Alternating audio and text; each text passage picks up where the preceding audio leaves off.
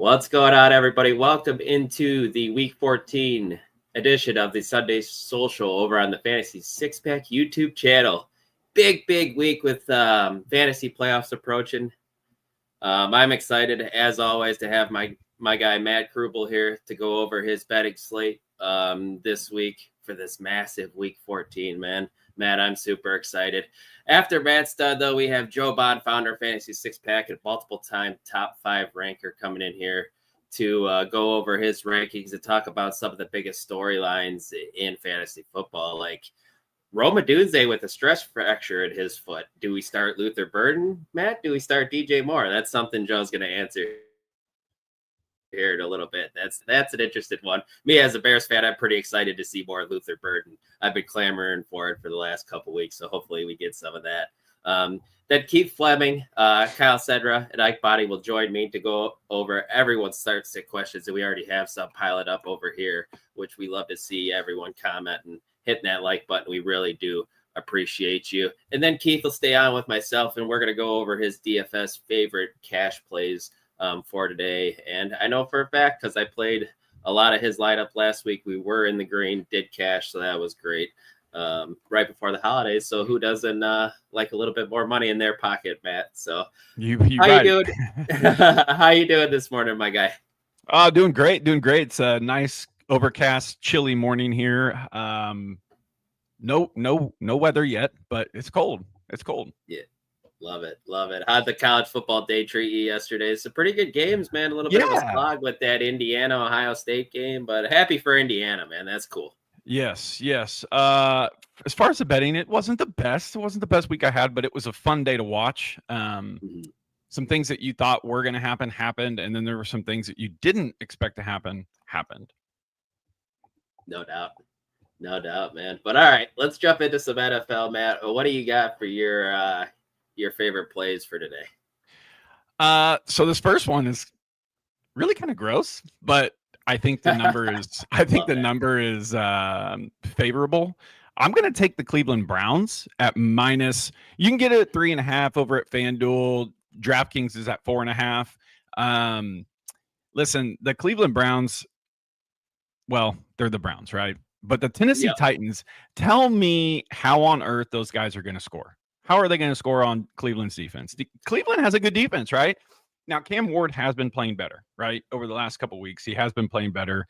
But again, the weapons on that offense just kind of make me want to throw up a little bit. There's not a lot there. So I look to have Quinshon Judkins just go nuts today. I think he's probably going to have like 20 to 25 carries. I do like him as an anytime touchdown as well. You can get that over at you can get it on DraftKings at minus 125. Sprinkle a little bit of that on there, maybe even parlay it with another player that you do feel confident about today. But the Cleveland Browns at minus 3.5 or 4.5, whatever site you guys look at, I think it's a good play. It's kind of gross, but I got to roll with the favorable numbers. Sure, man. No, I'm all right with that. And like you said, how's Tennessee going to score here? And Cam Ward sure takes a heck of a lot of sacks, Matt. And obviously the Browns defense and Myles Garrett really dial that up. So it could be a nightmare scenario here. And maybe Shador and the offense do just enough. Judkins gets going again, like you said. I have no problem taking that, even though that game's going to be a tough one to watch. It is going to be a tough game to watch, but Myles Garrett's licking his chops right now. Matt, have we had a game total of 33.5 all season? That's what the game total set at. Have we had one lower than that? I don't think. I'd have to go back. I don't believe there's been one lower. I think the lowest one that I saw was like 30, maybe 37 or 35.5 or something. It was something weird, but I don't think there has been one under 33.5. And if there has been, it's been just that. And it's probably been involving the Browns. Super low, man. That's going to be a gross one. Yeah. What do you got for your next one here, my guy?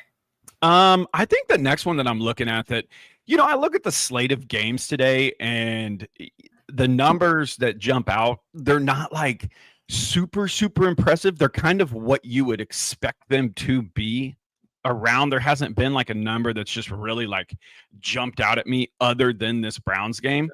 I like the Seattle Seahawks at -6.5 playing at Atlanta. Seattle has the last couple of weeks, I feel like they've had their ups and downs when it comes to the betting aspect of it. Sometimes you've hit, sometimes you haven't. But the Falcons, oh my gosh, Kirk Cousins has been very inconsistent. It has been so inconsistent since he took over the helm.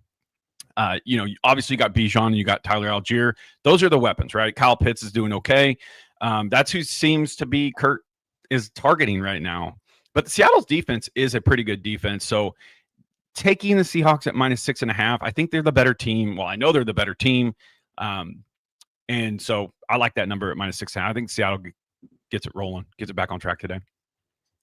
I'm fine with taking the points here at 6.5 as well with the Seahawks, man. Last time Sam Darnold with Minnesota last year against Atlanta, he torched them as well.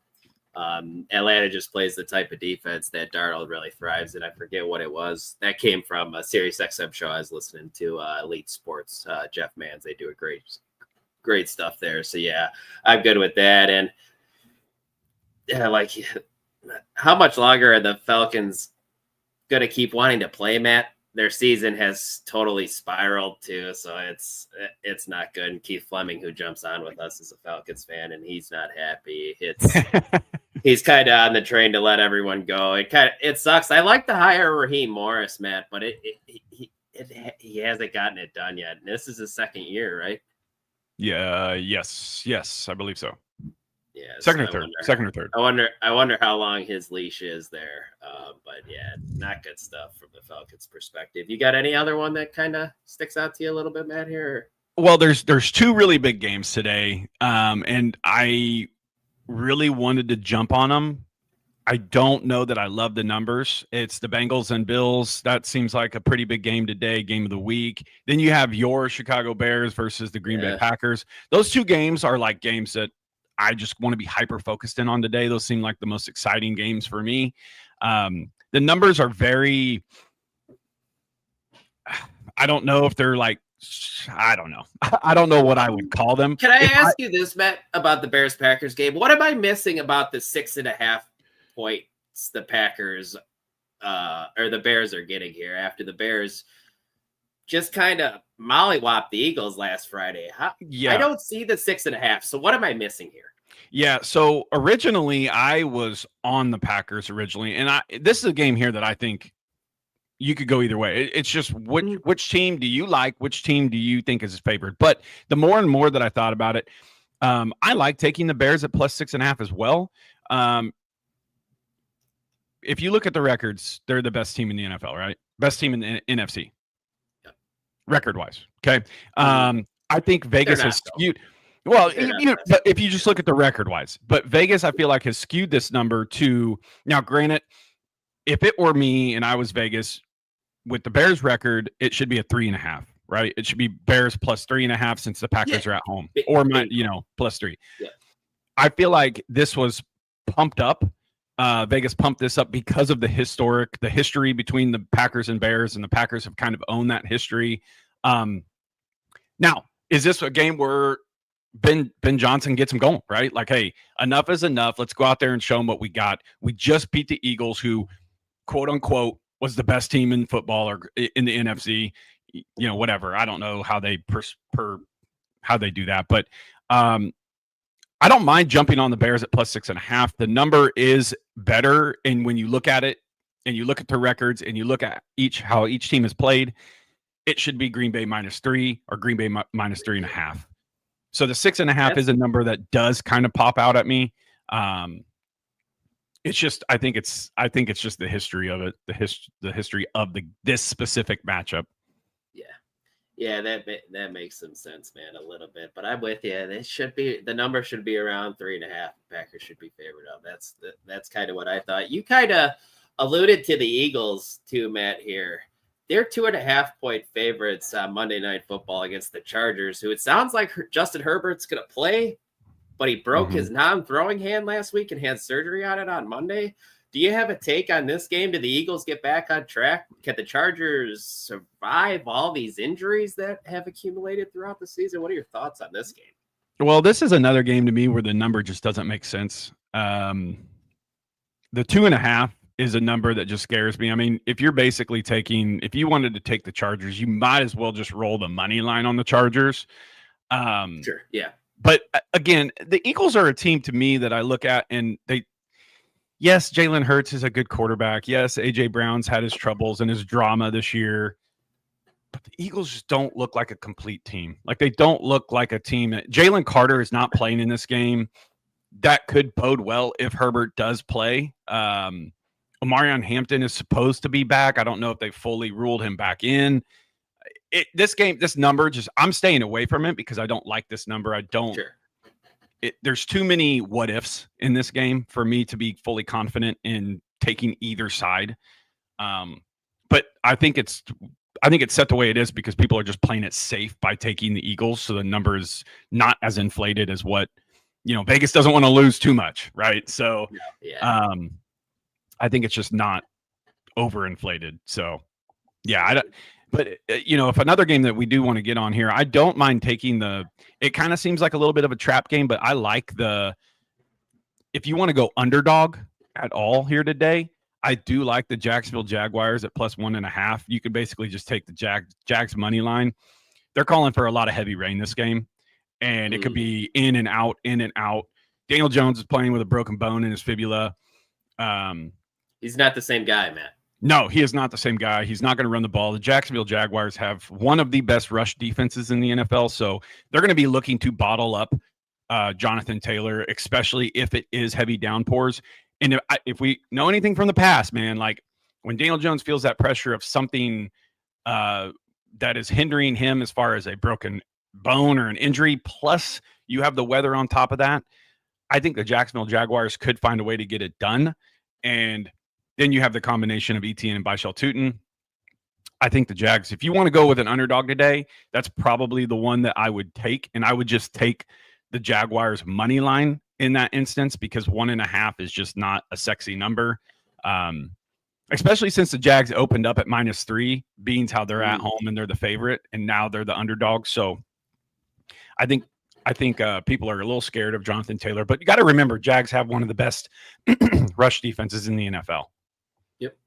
Defense takes the ball away as well. And like I said, this Colts offense just isn't the same team with Daniel Jones banged up now. It's unfortunate because they were rolling earlier in the season, but yeah, they're kind of, the Texans are right there nipping at their heels for that division lead, and same with the Jaguars. So it's going to be a fun end of the season at the AFC South. And who would have thought that at the beginning of the year? We're all thinking the AFC South's kind of one of the worst divisions in football, but it's turned out fun. So yeah. And then Matt, quickly before we get you out of here, you have a take on the Steelers on the road in Baltimore. Your favorite team here, getting 6 points on the road.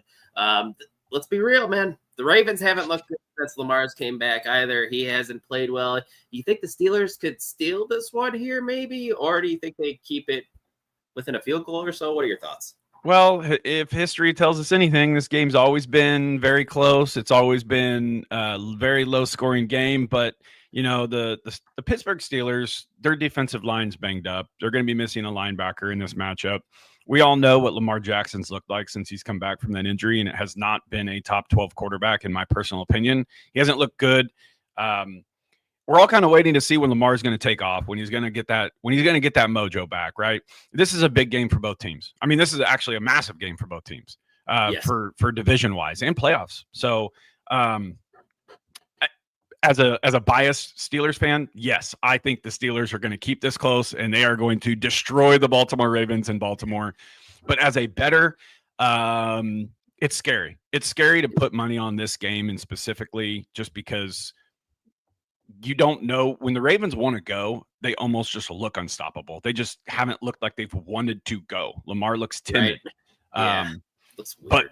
But with the Steelers banged up on defense, especially their interior line and a couple linebackers banged up, it is very, very scary to put money on this game. So, truth be told, if you want to bet this game, I would be more apt to doing like some anytime touchdown bets other than taking teams in this specific matchup.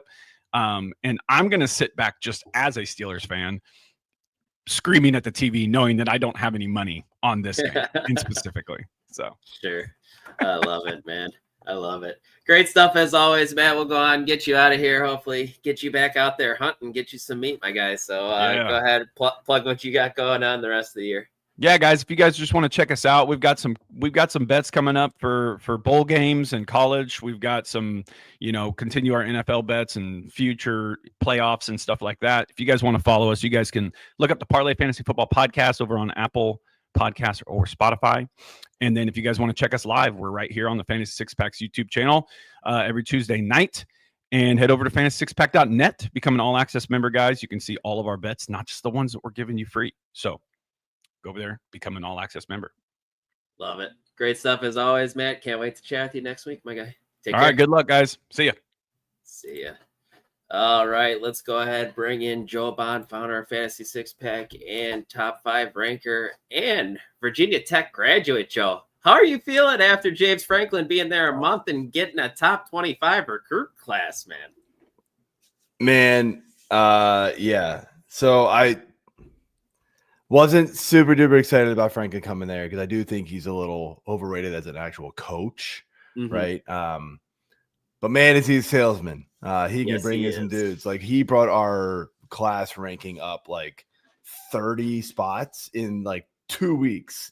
I mean, highest ranking score from like all the different sites that do it in school history. That's awesome. So that's pretty big. No doubt. The competition isn't quite the same in the ACC as it is in the Big Ten. You don't have an Ohio State and a Michigan and Indiana. But you don't have those teams. Clemson, sure, I probably expect them to bounce back eventually. Come on, we had Duke and UVA in the finals. Like, man, we got a chance. No doubt. I'm excited. I'm excited for sure. Definitely happy for you there. Joe, let's jump into some fantasy topics, some big storylines here. And I think the biggest one, and it was a big surprise here, Odunze, wide receiver for the Bears, has been ruled out with a stress fracture. It is actually week to week now. Who does that benefit the most here? Do we see DJ Moore finally take a step forward this year? Does Luther Burden become more prevalent in the offense? We've seen him become the last few weeks. Do we see him even more? Colson Loveland, what are your thoughts here with this Bears offense with Romo? So I think it's going to benefit Burden more. We're going to get a more of a boost in targets his way. I don't know if Moore's role changes much. I think really the problem here is the Bears passing game has just been really inconsistent all year. It's been really up and down. They haven't needed to lean on it in a lot of games. Like, this running game has just exploded recently, and so they don't need it. And I don't know. Like, I'm not really all excited about anybody in the passing game. I know somebody's eventually going to like pop off, but like, good luck guessing who it is. In my opinion. I mean, look, maybe Burden really surprises and just like explodes, and like he's like the guy, and the Bears are going to be kicking themselves being like, oh, why were we holding this guy back all season? But they didn't need him. So this game too, especially this week, Green Bay, that game's going to be cold, like really cold, like in the teens apparently. It's where like, usually you only worry about like heavy downpour rain, like super heavy snow, like really high winds. The other thing that can really affect the game is just frigid temperatures. These guys can't grip the ball. These guys can't, their hands start going numb. Like, they can't feel anything, man. It's just cold. And so that will affect the game too. I mean, like, look, I'm sitting here dealing with both of these. I got a dynasty decision to make. I got Trevor Lawrence in downpour weather today, or Caleb Williams as my 2 quarterback options, because and I'm like, which one's worse? I was easily on Trevor Lawrence this week, and now this rain is really making me think and second guess it. But I just don't like Caleb Williams against this Green Bay defense. I might just roll it and just hope maybe Lawrence just gets a bunch of like random scrambles or something. That's all I can hope. Yeah. And this kind of feels like the Bears, like we saw last week on Black Friday, that they're going to try to run the ball down the Packers' throat. They lost Devontae Wyatt. He's done for the year with a broken leg. He's one of their best run stoppers. So I'm going to be intrigued to see how that one works out. Joe, guy from your favorite team, the Commanders, you got the hat on. Jayden Daniels is returning. If you want to give your take on how you feel about him returning in a lost season, go ahead. Do we start him in fantasy, though? And do you think this is a big-time upgrade for the offense and Terry McLaurin, Deebo Samuel, etc.? Okay. So I'll do the fantasy side real quick. So I don't know if it's going to be a massive upgrade. Is Daniels a better passer overall than Mariota? Sure. Mm-hmm. He hasn't been on the field a lot this year, though, either. Like, it's, so, we saw it a couple of weeks ago before, that game that he was injured. It wasn't crisp, man, but he didn't have hardly any of his weapons. So, yeah, this will be different. What's up, Jamie? It's, I'll give it a slight boost in the offense. I don't think we're going to see him run a whole lot, not a lot of designed runs. And I think they're really going to be in his ear, like, hey, just throw it away. Be smart. Don't take a hit. Yeah. Don't do anything stupid. Although I will admit the Commanders are being really stupid. Why are they playing this guy? Dude, I just feel like this is what the Commanders have done for years, man. Like different coaching staffs just keep making the same stupid mistakes. Why are we bringing in a potential franchise quarterback to get him hurt long term? And a non-throwing elbow, maybe not as big of a deal as like RG3 knee type of thing, but come on, man. Like, what's the point? This season's gone. Just, I don't know. I mean, I'm starting him in one league because he's out there, but no doubt, I don't love it. Yeah, that was my initial thought too. Maybe they just want to get him more reps, Joe, with him being a young quarterback. That's really the only thing that I can think. Yeah, and I mean, look, McLaurin hasn't been on the field with him about like half a game. It feels like Deebo, like they want to get, and Noah Brown's back, right? They want to get this offense kind of rolling before the season ends. Maybe see, get a little confidence going to the off season, but it just feels like a really bad decision. But look, I mean, like you got to hope the trainers and everybody, they wouldn't clear him if it wasn't safe. And they're probably gonna. I don't know what they're gonna have on that elbow, but there's no way it's not like just braced up or whatever, so it can't like bend the wrong way again. But that's I'm nervous. I'm not gonna lie. Yeah, I don't blame you there, Joe. Jumping to another guy who's coming back from injury, Mr. Omarion Hampton is back this week. Kamani Vidal did a good job filling in for him while he was gone, but this is going to be an interesting thing to see how this running game looks with both of them in there, and most likely their offense not being able to play a whole lot under center, Joe, with Justin Herbert breaking his hand. So it might be a lot of runs out of shotgun here. That worries me some. But what are your thoughts about Omarion Hampton in his first game back? Yeah, I mean, I'm optimistic, but also, a little bit cautious, right? Sure. I think Hampton showed that he is the real deal in the short time that he had that backfield to himself. But I think first game back, just like a lot of running backs, Bucky and guys like that, they get kind of slow rolled back into the offense. And especially when you got a guy like Vidal who has performed really, really well, right? I don't think Vidal did anything to like take the job from Hampton, but I do think he did enough to make this like, hey, let's ease Hampton back into it, see what he's got, maybe give him 50% of the snaps max, and then we'll go from there. But yeah, I do think the Chargers, even though they're not gonna be able to play from under center, are still gonna try to run this ball a lot. They wanna protect Herbert. And I mean, like, this is a tough matchup. I mean, I know the Bears just smashed him on the ground, but that's that felt like a huge outlier. Like I don't see that happening again. And the Chargers are another good run offense, so maybe they can have some success again. But I think knowing that Herbert is restricted a little bit, I think that's going to boost this run defense a little bit more, just for the Eagles, just knowing that they, that's what the Chargers are going to want to do. Yeah, no doubt there. Joe, let's answer a quick start-sit question that involves Kamani Vidal here for you, if you don't mind. Jaylen Warren, Monangai, or Vidal, real quick. Where would you go out of those three? Sorry, it was split on the screen. I was trying to read it. Jaylen Warren, Monangai, or Vidal? Jaylen Warren, Monangai, or Vidal. Is this PPR or half? Does it say? All right. Well, you always tell me to bring my PPR, so we'll go with that one.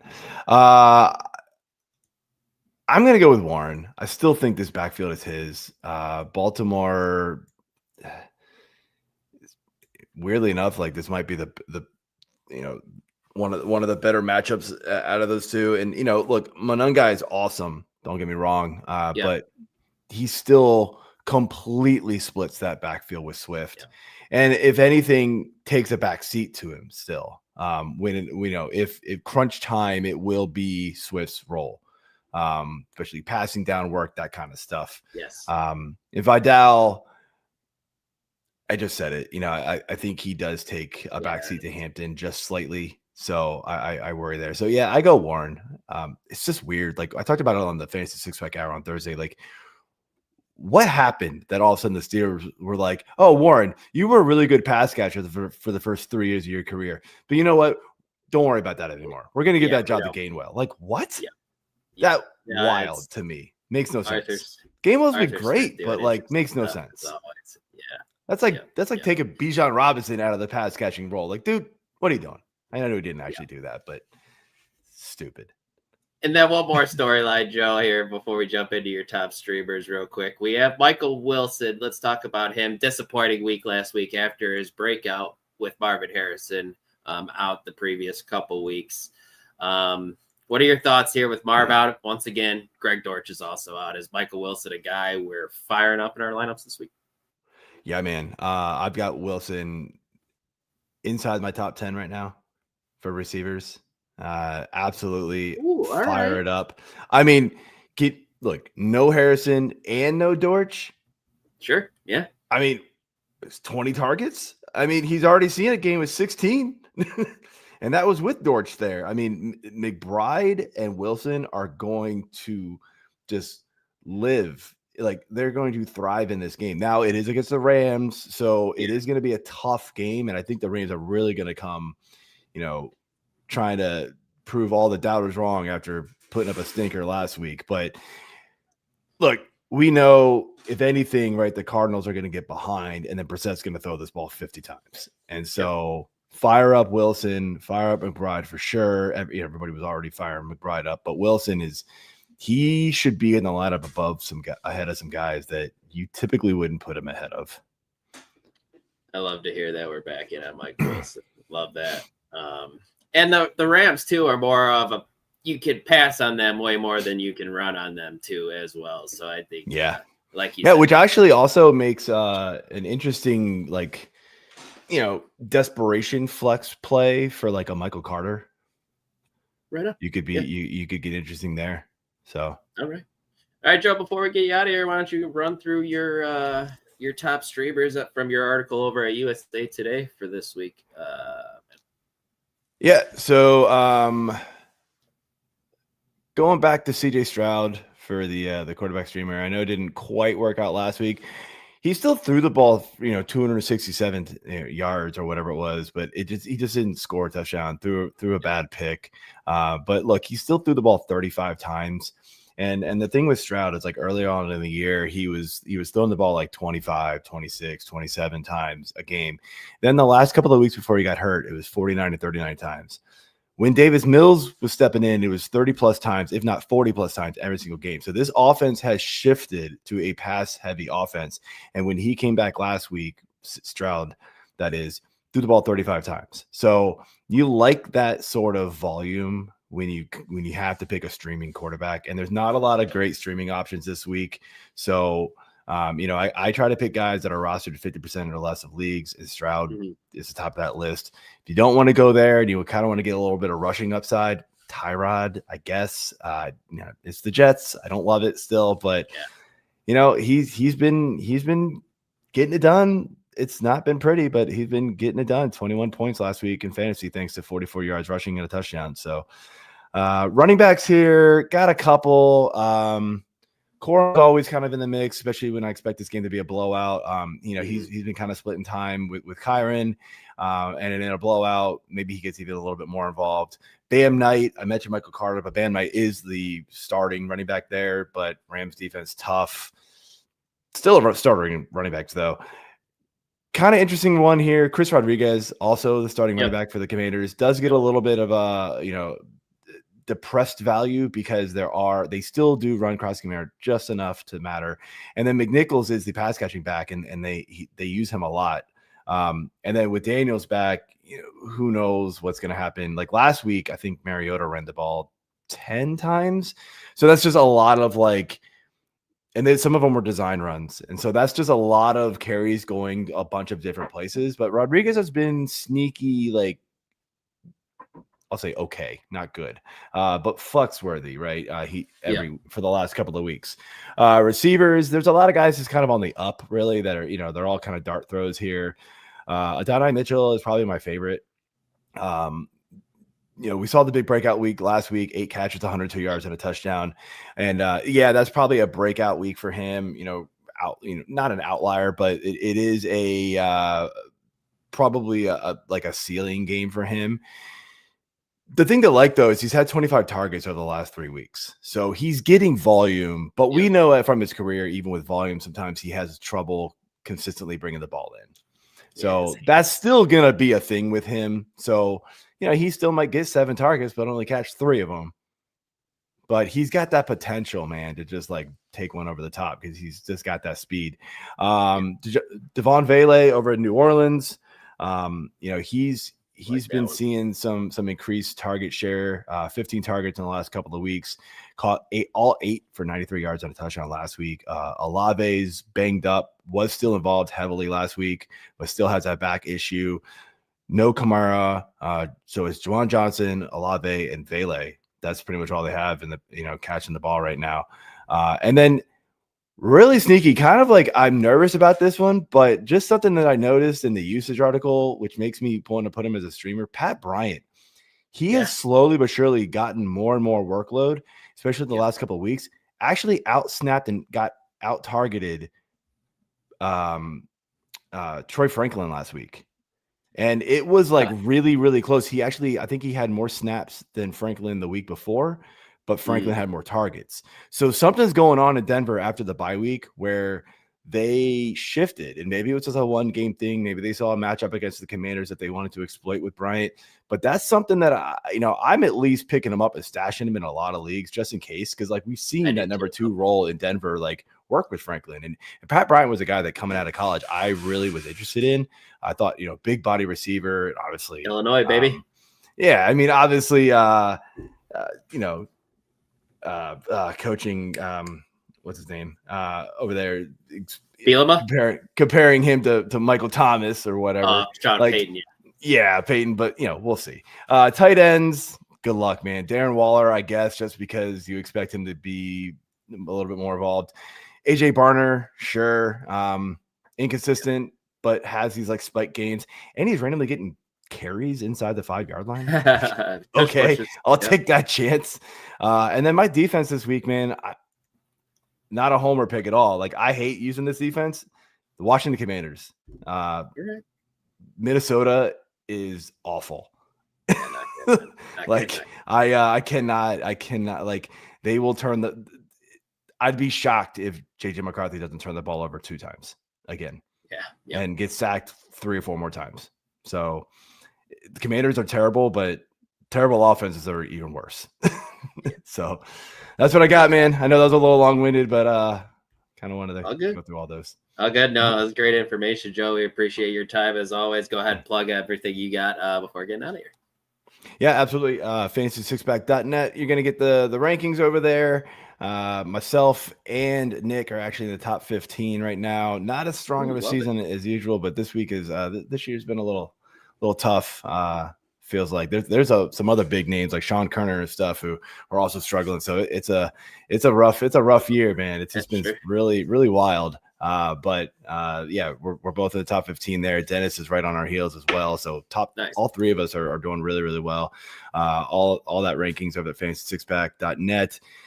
I do the usage article over there as well. And then the trade targets article is done at USA Today, but I will still be doing the streamers of the week over there that drops on Fridays.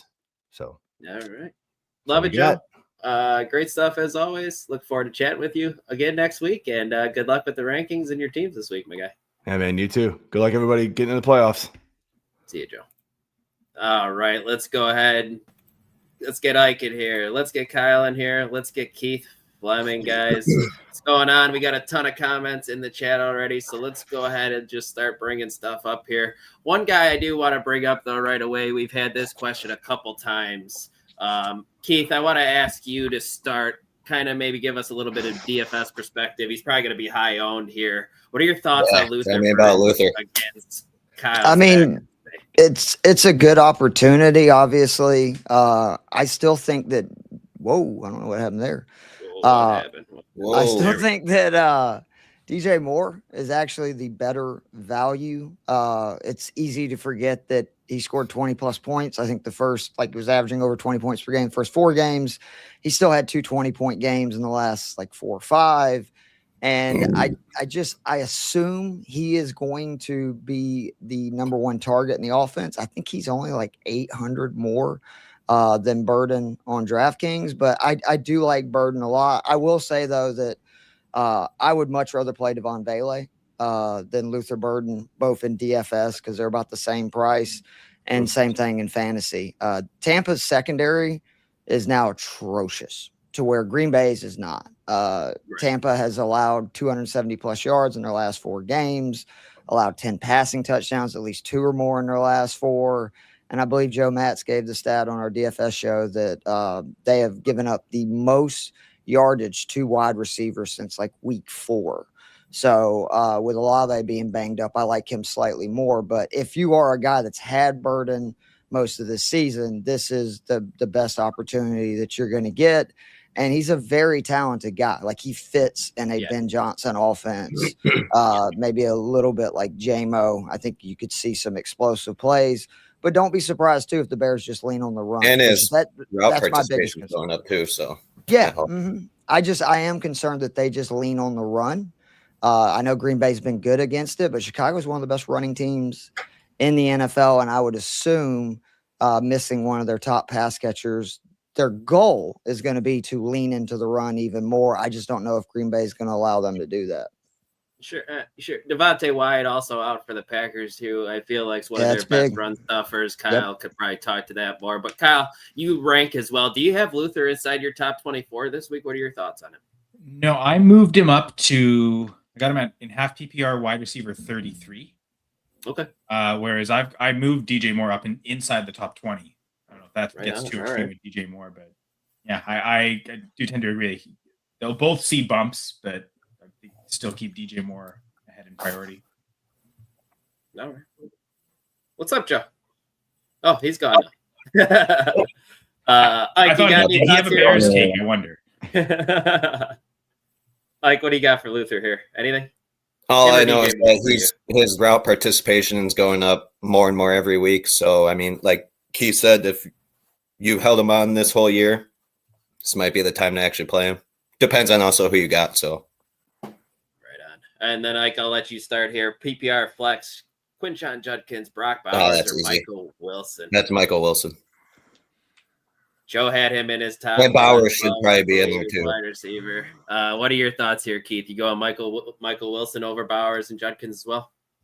Yeah, I mean, I will say I am fascinated to know, unless he also has McBride, what tight end he is starting over Bowers, because I know that Denver yeah. shut him down a couple of days ago, but this is a Denver team that overall they've been really struggling with tight ends the last like month, minus the Bowers game. I think it's like 28 receptions. You look at the trio of like Kelsey, Schultz, and whoever the other guy they played, they accounted for about 260 yards, a touchdown, and 28 receptions. So I think Bowers bounces back and actually has a good game. That's one of the few places you can attack Denver. But I mean, Wilson is the layup of all layups. I'm playing him in every DFS lineup. Like, volume's volume. The 33 targets in the 2 games. This week. Yeah, I mean, that was more than only Jamar Chase had a higher 2-game sample of targets than the 33. And as Joe was talking about before we came on the air, they're going to be without other pass catchers, not just Marvin Harrison Jr. So I think that they're going to be down like they've been doing. That's been the why Brissett's been so great, and so all these other guys is they'll get down early, and then as Joe said, they'll throw it 50-something times. Sure. Kyle, go ahead. Let's take this next part of the question for you. Mecca Egbuka or Alec Pierce, and then let's pick one of the quarterbacks for him as well. Jacoby Brissett, Trevor Lawrence, and some weather concerns, or Caleb Williams here. And I am thinking it's 3 different leagues, but so first off, I would take Egbuka over Pierce, but I mean, I'd already probably go Brissett anyway, but man, especially if it was the Michael Wilson lineup, like you'd love to stack him with Brissett. Right. But I mean, I have Brissett ranked the highest anyway, so I think that's probably certainly the safest choice. I guess to the first question, the only hesitation I have with Michael Wilson is if they're flexing Bowers. I assume it's because McBride's already in the lineup. Do we have any hesitation playing both Cardinals? I suppose if you also had Jacoby Brissett, make it like a DFS. I just think they're going to get peppered with targets enough to where you can. Averaging like 48 attempts per game, and I would assume like 70% of them go to McBride and Wilson. And I actually thought Joe's point about Carter is very interesting because they got to throw it to somebody else. And I had not thought about Carter. Higgins is somebody I'd actually considered. They run a lot of 2 tight end sets as well. But they're going to throw it. I mean, you can't run on them. Other wide receiver anyways are the Wilson, though. You cannot run on them at all. Is it still Zay Jones? Oh, boy. I think he tore his Achilles, so he's out too. Oh, God. So, like there's like 3 top 5 guys out. Weaver, there's a guy White. I think he might be the leave it to Beaver. Yeah, right on. I think we can go ahead and move on. I think we got pretty good consensus there. Play all the Cardinals is our take there. From Jay Lucas Andre here. Buckelia is all right. Where are we going here with kicker question? Evan McPherson, Harrison Butker, Harrison Lewis. I'm gonna be honest with you. I don't even. Is he the Rams kicker, Harrison Lewis? Okay. Yeah.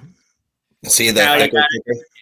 Well, it's funny because when Joe was talking about the rankings, I decided to go pull up my accuracy just to see where I'd been. And it's really not great the overall.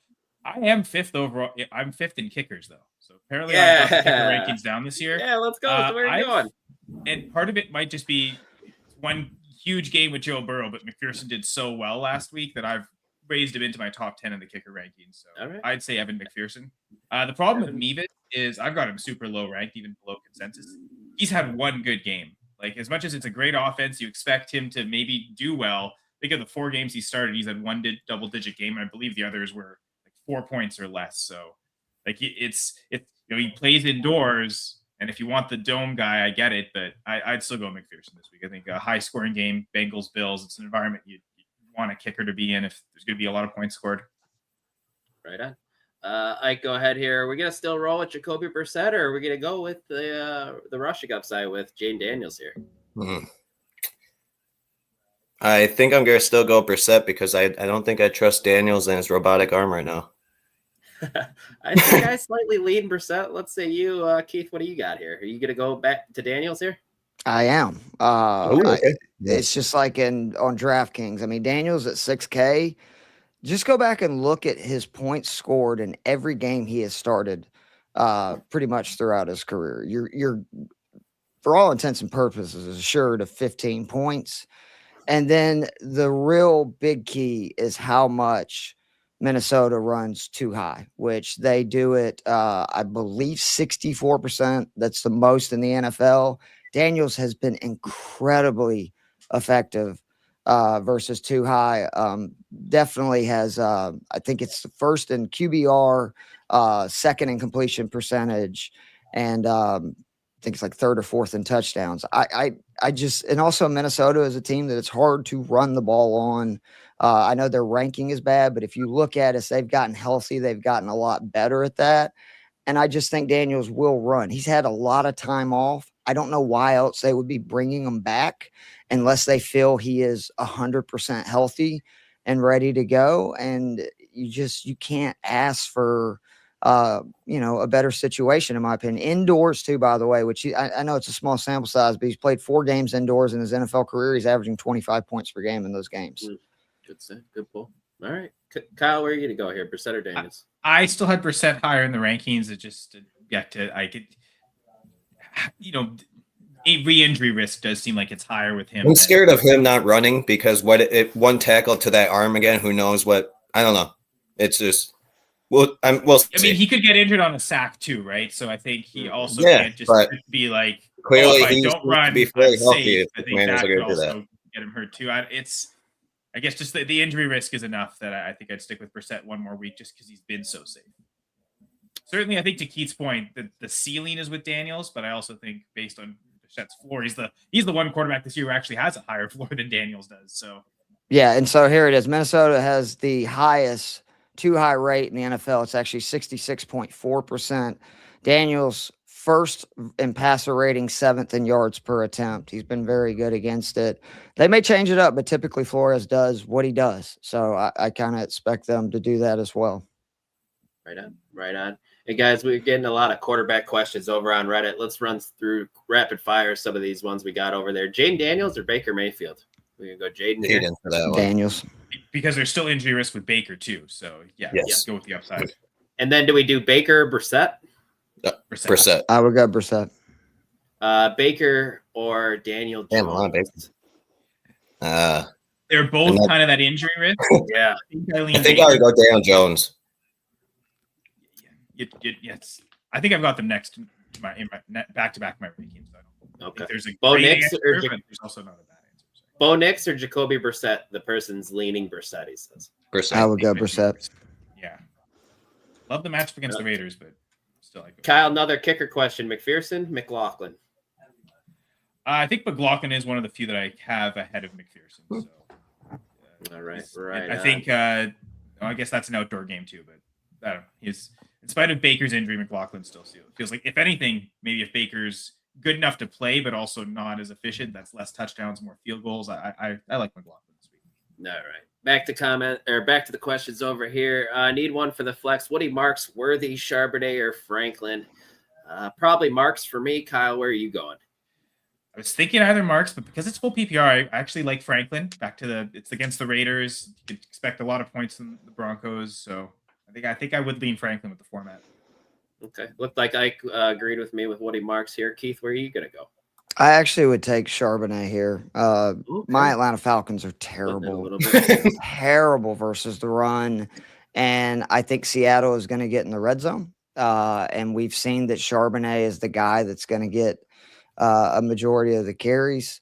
So I think that he's the safest to score of these guys. Like Marks has a really tough matchup. Worthy obviously also has a tough matchup because the Texans defense is outrageous. And I have a hard time, especially if it's in a must-win game, trusting anybody in Denver because, you just don't ever know who they're going to throw it to, who's going to see the volume. So I would lean on Charbonnet. I expect the Seahawks to get up early and then a lot of running from both Walker and Charbonnet in this game. I'll spare Keith the painful details as a Falcons fan, but check out my goal line guide article this week because I do talk about the Seahawks rushing attack and Oh, I'm well aware. I would you say don't have to shed me from it, Cal. I live it, so I'm well aware. If I had to pick one of those four to score a touchdown, it would be Sharp. So that I agree with. And then Cody, I guess it was part of the Reddit question. Kind of split on Mayfield Jones. So I don't know if we're much help to you. PPR flex help. Vidal, Jordan Mason, Samaje Perine, Michael Carter, kind of the battle on the backup running backs here with Omarion Hampton back. Where do we go, guys? Do we just rely on the Vidal that he keeps some work after looking pretty good? Or no? I mean, Buffalo is arguably the worst defense in the NFL right now versus the run. And the big thing is, except maybe the team they're playing.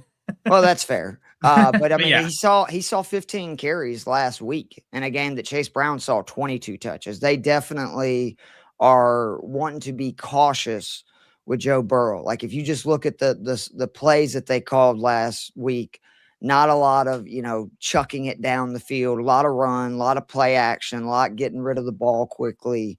And I just think, Perine is out of those four, the one that I'm pretty sure is going to get significant volume. I think I probably would go Vidal second, but I really do. I like both Perine and Brown today. I think that they're great plays. Okay. You guys agree, or are you going to go somewhere else? I like Perine. I think what Joe said about Carter, he might be intriguing too, but I would go Perine. How do we view the Commanders' rushing defense? Because I do wonder. So it looks like Aaron Jones is going to play. Like he's been removed from the injury report. It looked like he was questionable through the week. Is there just a chance that Mason gets more work today because of Jones' injury? That's about the only thing I'm leaning, where everyone else feels like they're the backups with pass catching upside, so that even though they're backups, you can play Carter, you can play Perine. Assuming there's a split between Vidal and Hampton, like you can feel safe with them. Is Mason get the most carries on his team? Like that's the one thing that maybe stands out, as he's the likeliest to do that of this four. But, I mean, did you guys actually watch all the Bengals game? What was interesting to me was Perine has been, prior to returning last week, the third down back, inside 2 minutes. They started rotating, basically offensive drives, to where there were some drives that he got all the carries. And it just, to me, again, seems like that the good news for Chase Brown owners is also Chase Brown ended up being in a lot of third down situations. He also was on the field last 2 minutes, I believe, of both the first and second half. But it's also just, again, I think by far the best matchup of those four is if Cincinnati wants to beat Buffalo. And I mean, if Cincinnati wants to make playoffs, they got to win out. I think they're going to lean on the run, try to keep the ball out of Josh Allen's hands. So I would be kind of surprised if Perine doesn't get at least 10, 15 of the rush attempts again. All right. Where are we going to go defensively here? Washington, DST, Baltimore, Pittsburgh, Indy. I'm not doing Washington. See, I was kind of thinking I like Washington just because JJ McCarthy. Don't like them as a streaming option. Just they don't get any. You know what? Actually, do we know if Rodgers is playing? I guess it doesn't even matter, because if Mason Rudolph's playing, I probably do want to play the Ravens defense just because of how banged up Rodgers has been. So, actually, I think you're right. I'd go Baltimore. I would do Baltimore.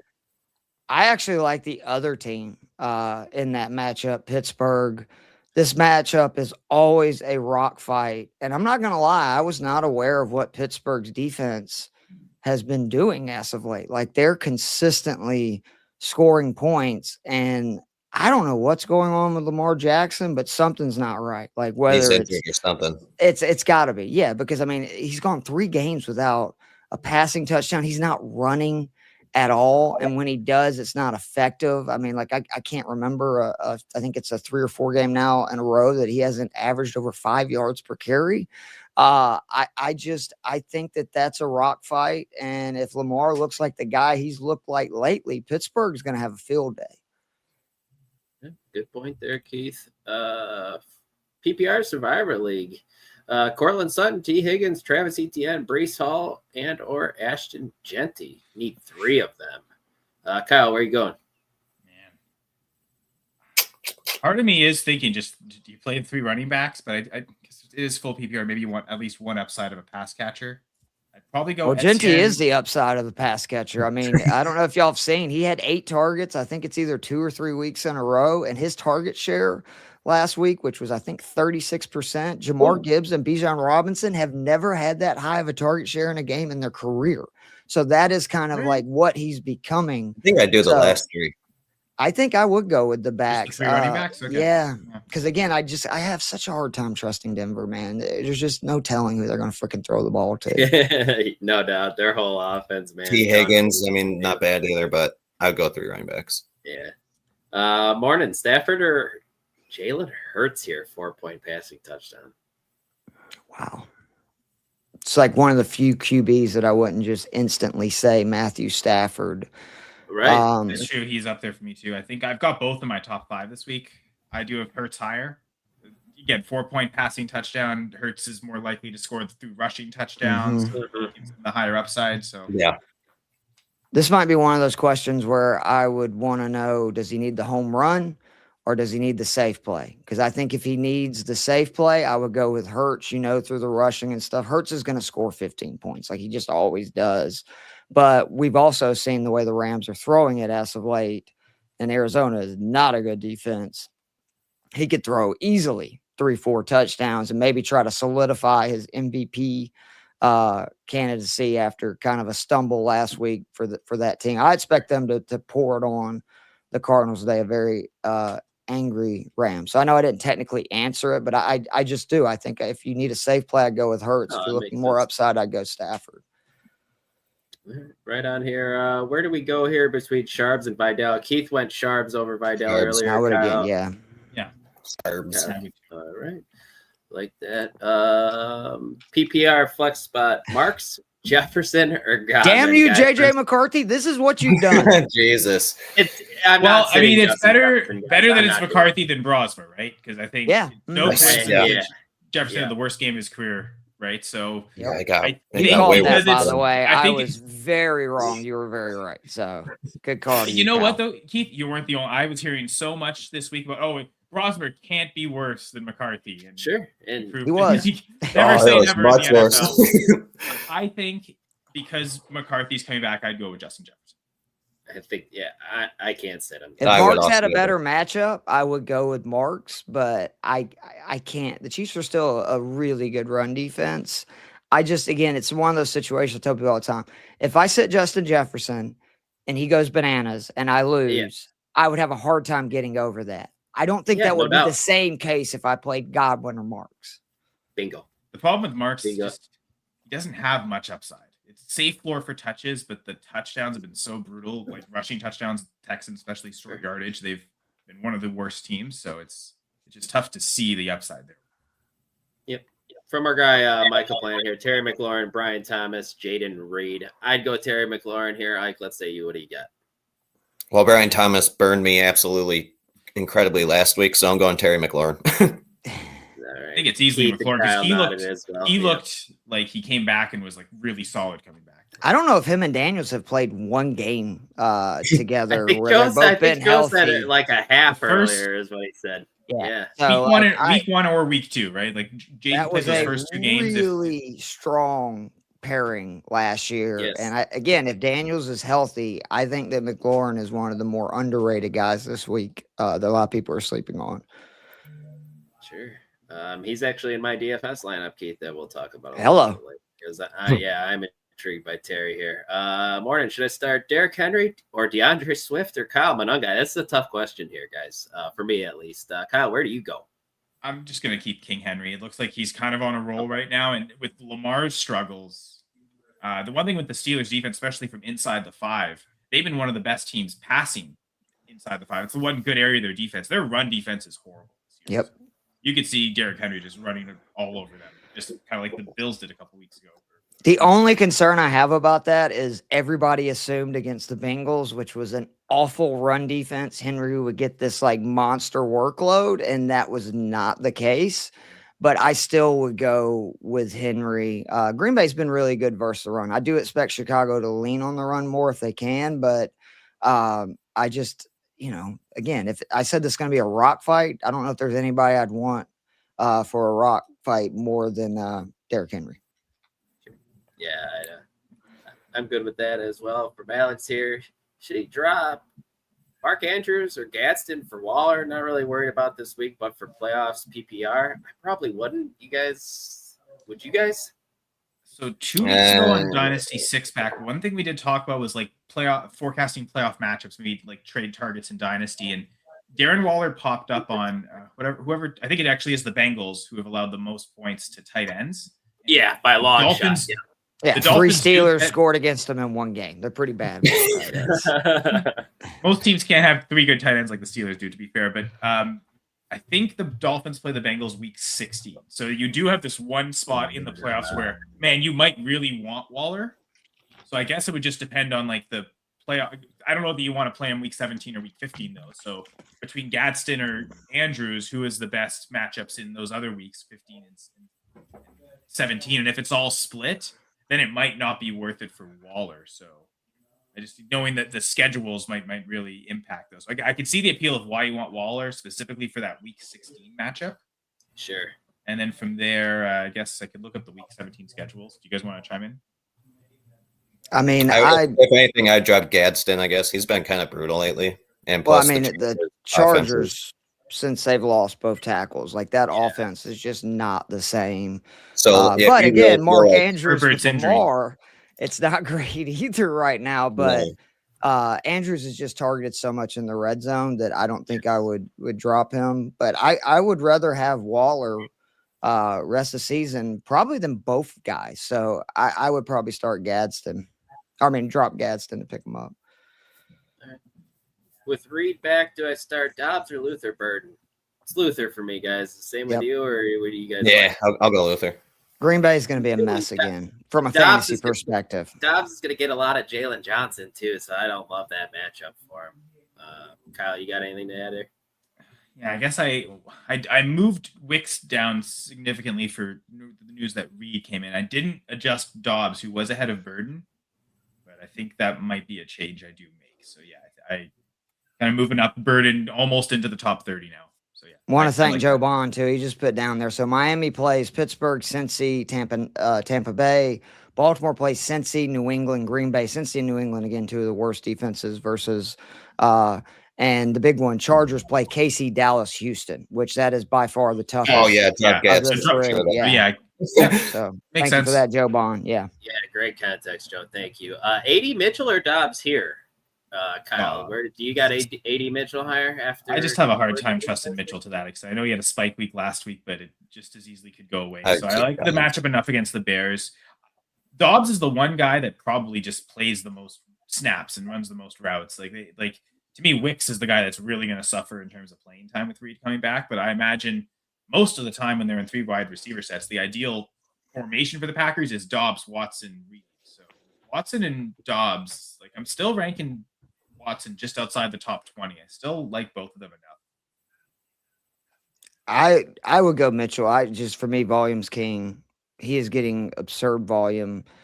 Same thing for John Mechie. Like if they're still out there, I feel like you should go pick them up.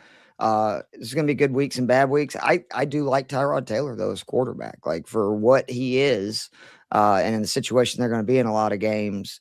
I think they're going to be throwing a lot, and Miami plays a lot of man, and Mitchell is somebody who just burns man defense throughout his career. Has one of the better separation scores. Now, will he catch the ball? As I don't know if that was Kyle or Ike who brought that up. Who knows? But I always, in a situation like that, want to go with who I think is going to get more opportunities, and I think that's Mitchell. All right. We got one from Joe here. Wants us to answer here. Already played Pickens and J-Mo on Thursday night. Where do you go here between Nico Collins, Michael Wilson, or Justin Jefferson? Picking 2. Who's the guy to sit here? Yeah, that's brutal. I think you sit Jefferson. Is that though? Yeah. I'm okay with the other 2. Yeah. That with those, I'm not benching Nico Collins ever, and with the way Michael Wilson is like right now without Harrison, like an automatic starter, I do think Jefferson is the bench. Yeah. All right. Whoops, missed this one from our good friend Bob Dole. Caleb Williams or Bob Dole? Jalen Hurts at QB. We gotta go Jalen. Right? Like, who is that? Or is it? We gotta go Jalen Hurts, right? Oh, Jalen. So thank you, Futurama. Yeah, I go. For telling me about the past. Yeah. Jalen Hurts. Yeah, right. Chris Rodriguez, Jayden Reed, Devon Bailey, who Joe liked, Keith likes as well. Tajay Spears, Parker Washington. Keith, Devon Bailey for you here, by the way. These guys?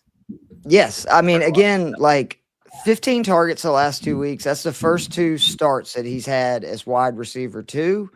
I do expect Tampa Bay to score points on New Orleans.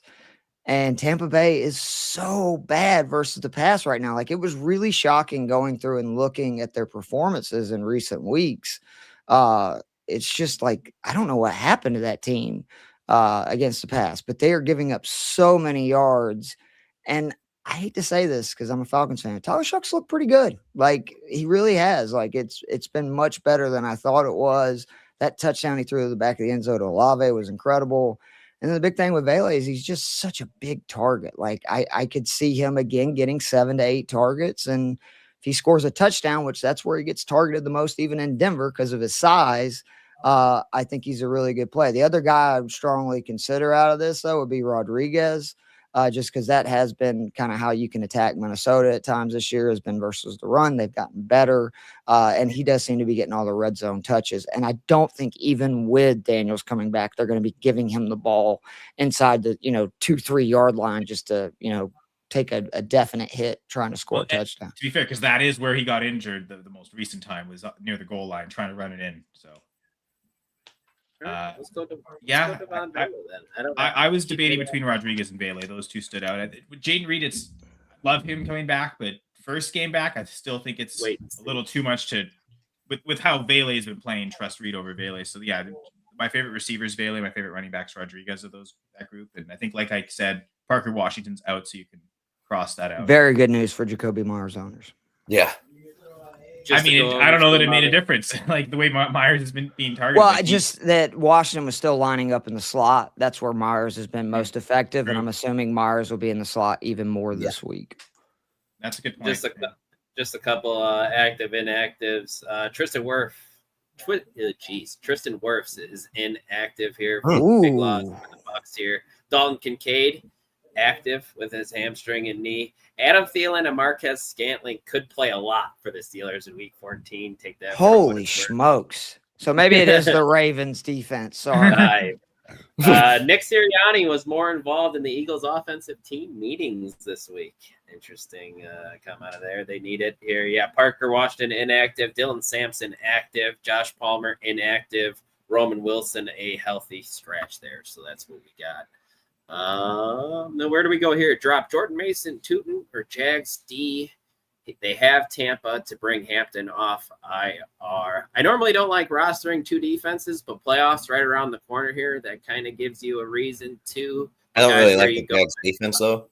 So they can get turnovers. The Bucs have a great schedule. I was gonna say the fantasy playoffs. I've done the opposite. Like, I've been holding the Bucs as a backup defense for this moment. So I'm kind of good riding with just Tampa right now. So Jags are gone for you, Kyle. Okay. Yeah. Trying to think, like this week, I much prefer the Buccaneers against the Saints rather than the Jags against the Colts. I know Daniel Jones has his injury and whatnot, but like even right away, I want the Bucs this week. I think next week it's the Falcons against Keith. Whereas the Jags apologize. So the Jags do get the Jets next week, so you can see maybe where there's some appeal there. But then they get the Broncos in Week 16. Back to the Colts. So if they do well this week, maybe that's just to get the Colts later. But I don't know. I'd rather just hold the running back depth and hold the Buccaneers defense. Flowers, Dobbs, or Burden? Ike, where are you going? I really want to say Burden here, but I think I'm still gonna go Flowers. Man, I have so much Flowers the last couple of years, man. It's been disappointing this season. I'm just jamming him in every lineup again anyway this week, like the clown gif all over again. Oh, there's me. So I'm advising everyone else do the same and say Flowers. You can all be clowns together. Yeah, don't forget Pittsburgh. They allow over 10 targets. The number 1 wide receivers, the most receiving yards. So is this the matchup? If not this week, yeah, then you got some real issues heading into the playoffs. But I can't sit him, this week. Patrick needs to drop 2 players to pick up a QB, which is going to be Brissett, and bring off BTJ off IR. Wish you could just leave him on there. Gibbs, Henry, RJ, Tootin, Wilson, Corum, CD Igbuka, Waddle, BTJ, Pierce, Warren, and then Jags, Rams. I wish you could just Drop one of the defenses. I would drop Fannin. You're not gonna. You can drop Fannin as well. You're not gonna sit Tyler Warren True. the rest of the season. So you gotta drop two. I would drop Fannin and defense. one of the defenses. Yeah. Jags. All right, and then another one here for Patrick. Yeah, no, I think, we're gonna go. Yeah, we're gonna go Luther Burden over Brenton Strange here. I don't. Tough weather. Yeah, I would as well. Tough weather in Jacksonville as well, from what I've heard. But isn't that good for Strange? Maybe it feels like is Strange safer one and is the upside play. Does that make sense? Say that again, Kyle. Sorry, I missed it. Strange would be the safest play. We know he's going to get targets and catches, whereas Burden, the big play threat, like he's the if you need if you're projected to be behind.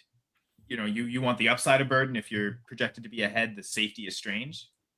Among tight ends, Strange, since returning from injury, 4th in receiving yards, 6th in yards per route run, 13th in reception, 4th in fantasy points. And to me, most important, because how up and down T-Law has been this year, 1st in passer rating per target, meaning that Trevor Lawrence is actually good when he throws the ball to him. So I think Strange is just going to continue to get more and more volume. I think it would be really risky, even with the extra opportunities, to put, Burden in there. Over Strange, I mean. Interesting there. All right. Omarion Hampton or Bam Knight? I'm going to go probably Omarion Hampton. Keith? Yeah, I mean, I don't. It's gross both ways, to be honest. Yeah. You just need to. Splitting both of them. Yeah, and not only that, again, the Chargers' offensive line is really bad. But since Brissett's taken over, Arizona has just turned into a freaking pass funnel. That's all they do is throw the ball. Yeah. And I mean, especially I think Michael Carter is not, or it's not, Jalen Carter is not expected to play. So correct. Like to me, I look at the Cardinals actually having the tougher matchup with the Rams defense versus the Chargers having to play against the Eagles defense. Now to Keith's point, is the O-line so banged up that it doesn't matter? I'm not sure, but I there's risk with both of them splitting work. I think I prefer Hampton's upside in this case. Yeah. Where are we going to go here? Devonta Smith or RJ Harvey? And Michael Plant did post in the comments that Olave is inactive, full point PPR. He is inactive? They lay to the moon. Is he on IR? Because I'm looking at the inactive list and Olave is not listed. So did they put him on injured reserve? Because I'm seeing it right now that he's active. Unless, again, he's on IR. And that'd be Olave's in. It just said it on early week 14 actives. He's in. Why y'all gonna tease me like that? Michael Plant, why are you doing me like that, man? Why are you doing me like that? I like appreciate it. I mean, yeah. Well, I mean, he did put in the Discord that he is active. So he's just. So I don't know why he put inactive. He must have been just a typo. He put the inactive when he didn't. What a butthead. Active. You set me up for failure. I like Olave personally. Keith said earlier the Bucs passing defense especially has been really bad of late. So I think the Saints kind of like Brissett. Chuck's been just chucking it, right? It's been not as efficient, but the volume is there. So I think so many targets. I mean, is Olave still top 5 in the league in targets? He's definitely top 10. He's pretty high. So let me ask you guys, because again, I'm terrified of playing any Broncos. Is this not like the spot if Harvey's going to have, one of those monster game with touches versus the Raiders? I expect them to be up. That's my only concern. Otherwise, I agree. I would go with Olave. No, that's a fair point. It is. But you just can't trust Sean Payton. And I just looked it up. Olave is 4th in the league in targets. Only Jamar Chase, Trey McBride, and Amon-Ra St. Brown have more. Is this what Chris Rodriguez fellas over Tony Pollard? Yeah. Tony Pollard just been to you lately. I mean, not only that, the Titans are playing the Browns. Like, you already have one of the most ineffective run games in the NFL, and now you're playing one of the best run defenses. And Tajay took all the targets away from him. So Matt and I talked about it in the opening betting segment. That game totals 30.5, guys. Think about it. It's down to 30.5 because it opened at like 33.5. 33.5. That's what it is. Yeah, 33.5. Shocking though, it hasn't gone up, right? Like 33.5. I mean, goodness gracious, you would think that any two. I didn't think it would go down from there. Yeah, and so wow. We answered. Joe and I answered this one earlier. Go ahead and skip that one. Waller or Pitts here? Waller. No London. I think I'd go Pitts. Yeah, I mean that's what I was gonna say. Pitts is the only guy who has been benefiting from Kirk Cousins being there. And again, with London out now, I don't have to say the caveat of in games that Drake London hasn't played, but he's had the most targets. I think he's had 2 games now with 7+ receptions with Cousins out of 3. And then the other big thing is, 2 of his 3 highest fantasy totals on the season are in the 3 games with Cousins. So I just expect him to, again, get volume to where I would be shocked if, the Dolphins have become one of the more run-heavy teams in the NFL over the last month and a half, just really leaning on HN. And I think you're going to see that again today. Is it weird to have Pitts as the tight end 6 this week? That's where I have. For me, yes, but that makes sense. Probably not. I mean, where else are they throwing it is the issue. And if Bijan doesn't, and Algier don't just run it, which we have not really been able to do, too much. I know last week was an exception, but again, the Jets defense is awful. And I think Seattle's run defense is really good. So I just think I'd be shocked Pitts doesn't get 6-7 targets at least. Other than the Jets game, Pitts has not scored over 10 points in his last 5 games. So, I mean, if you believe he can do what he did against the Jets, go for it. But I don't think so. Right, but go back and look at that Dolphins game, which was the other game that he played with Cousins without London. True. I could be really facetious and say it's been like 2 months since Darren Waller's scored double-digit fantasy points. Like that's only 4 games ago for him, right? So yeah, that's fair. It's Pitts is just, I feel like, scoring to everyone in the fantasy industry multiple times. That's why I'm just pushing back a little bit. It's just rough. But you guys are right. I think I've been so anti-Pitts the whole time that just don't draft him. Like, just ignore it. Like, that's been my whole take. So I haven't gotten him because I just haven't bought in ever. So I don't mind staying to play because I don't have him in any lineup. So, but yeah, I know. He seems safer than Waller, but maybe your guys' credit, Waller probably has likelier to score a touchdown upside than Pitts. That's kind of what you need. Maybe that is the direction. Sure. We go Charbonnet here, guys. Out of these 3? All right. Halfway. Even if Mason gets the most carries, I think, Charbonnet more efficient. Sorry. Ladd, T. Higgins, Kyle Monangai. Monangai scored in 4 straight games. I would. I feel like definitely McConkey. Trey Lance will still rely on McConkey even if Herbert's out. No, Herbert's in. He's going to play for sure. Oh, he's going to play. Oh, yeah. There you go. Did they announce it? Okay. McConkey and Monangai, I guess. Oh, over 2. If it was full PPR, I'd probably go McConkey Higgins, but with it not, and again, I think Chicago's just going to try to lean on the run. Missing one of their pass catchers. Not to mention, it's just such a huge game for Chicago. I mean, they win this, they are in the real catbird seat for the division. So I'll go Monangai, McConkey. Higgins has just not seen a lot of volume this year compared to previous seasons for whatever reason. Right on there. Start 1 wide receiver, 1 flex here. Xavier Worthy, Troy Franklin, 80 Mitchell, Marks, Charbonnet, full point PPR. Charbonnet for flex, and then I'm staying consistent. Go Charbonnet, Mitchell, but I can understand if you want to play Franklin. Yeah, either Franklin or Mitchell.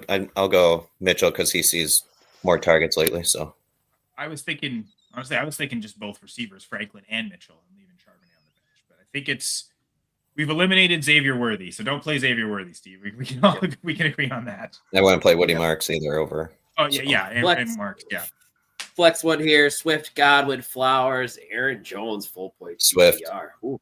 I was thinking Swift as well. Right. Swifty. Swift for Kyle. If Flowers had actually been producing, it'd be harder because it's for sure Flowers, but he's been so poor late that for a guy like Swift, I think, that's who I'd play.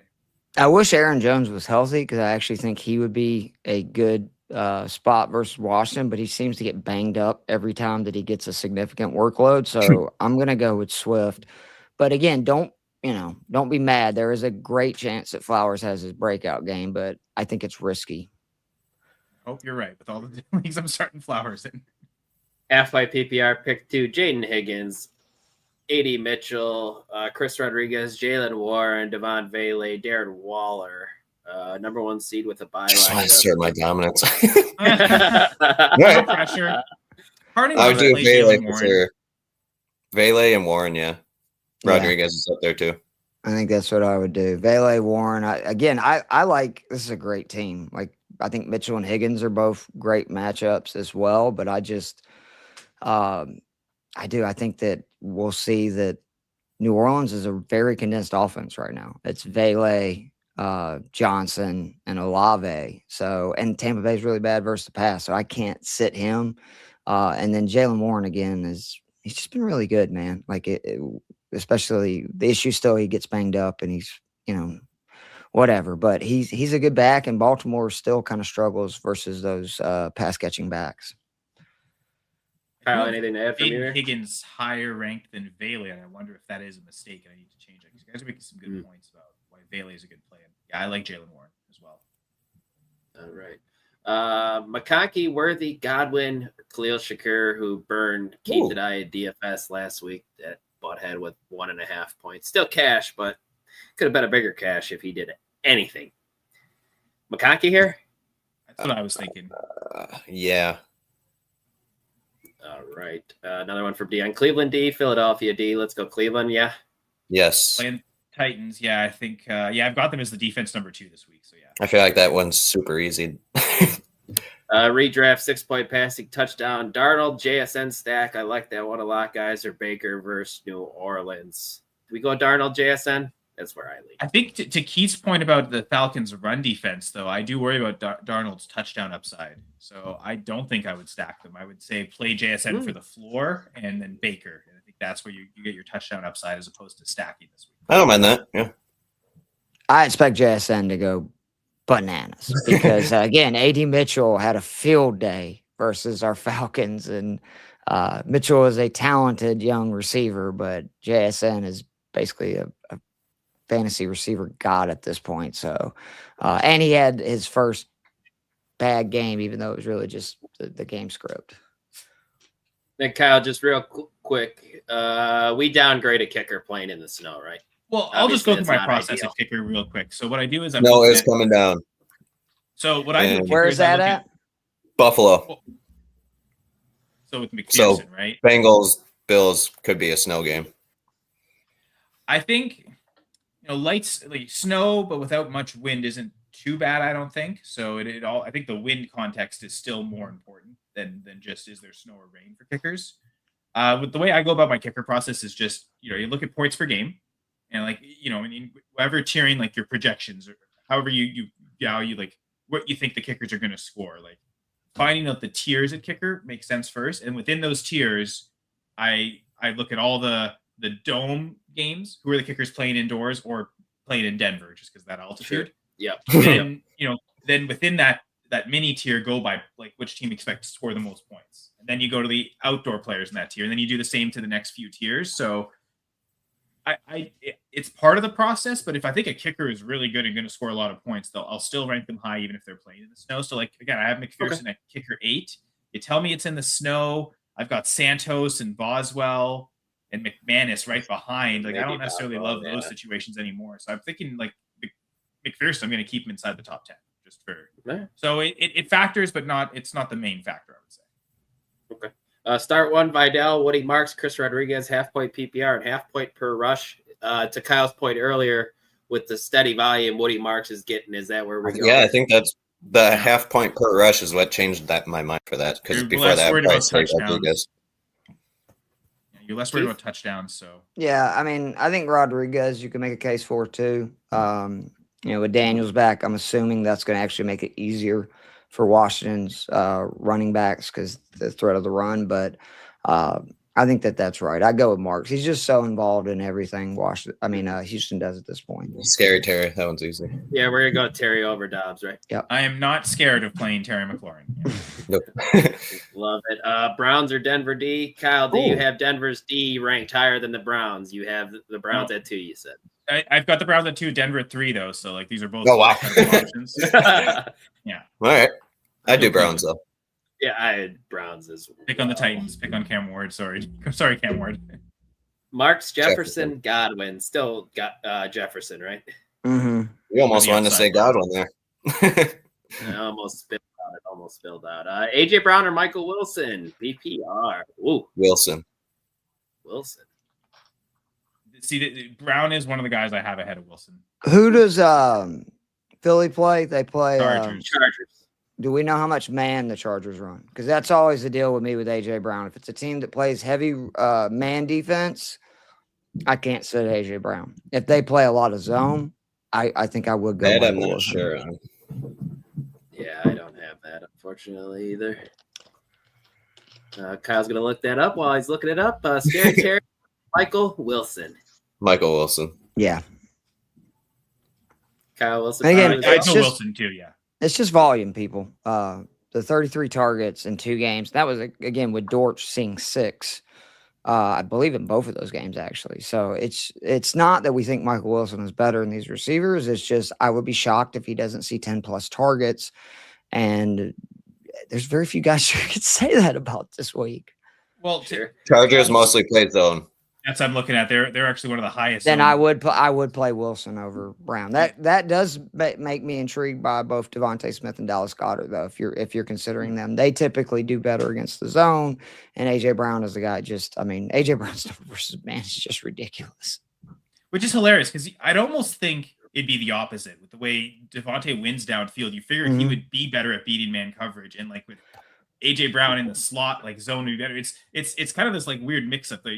It's the opposite of what you'd think would be the case. So I think it's a lot like Drake London. Brown's just so big and physical that any player you put on him, he's going to be able to bully them, right? Or at least with too zone, fast. If you put a linebacker on him, exactly, bingo. He'll outrun them. If you put any defensive back, he'll just power through. He's so good after the catch. Yeah. Yep. Total. It's like how tight ends are mismatches. Yep. Higgins, McConkey, Waddle, Burton, Godwin, Alec Pierce. Ooh, what a freaking roster. McConkey, Waddle. And Alec Pierce. I think that's where I lead. Yeah, I think so. I think that's the 3 I'd go. Keith? I like Waddle and McConkey for sure. Are we not? I thought we said this bad weather in the Jacksonville game. They're playing Indy, right? Yeah, the rain. Yeah, that doesn't help Alec Pierce very much. Yeah, good point. Shoot. Let me see. I've got Pierce at wide receiver 29. The snow game. Burden, right? Burden's at 32 now. Like, I think that would be if you're worried about the weather with Pierce, I think Burden is the option I'd go with. No love for Godwin. Christian Watson, Xavier, Godwin. Maybe some love here. What do we got? Maybe, yeah. No, I think I'd still do Christian Watson. Christian Watson for sure. Unfortunately. Even with Reed back, I really like Christian Watson this week. It feels like he's their best receiver since week 11. He's 12th in points per game among receivers. I'm sure the routes, he's ran 80% of routes. That might go down slightly. The big things to me, 2.5 yards per route run. And then the biggest thing, 36% first read target share since week 11. So that shows Green Bay understands we need to get this guy the ball because his target rate is actually not that like insanely high. But when you're getting that kind of first read share, that's saying that they're like, we're going to design a bunch of plays for you. So I do like Watson a lot this week. I do think Godwin's a good option for like a wide receiver 3, but I think Watson has the potential to have another top 24 week.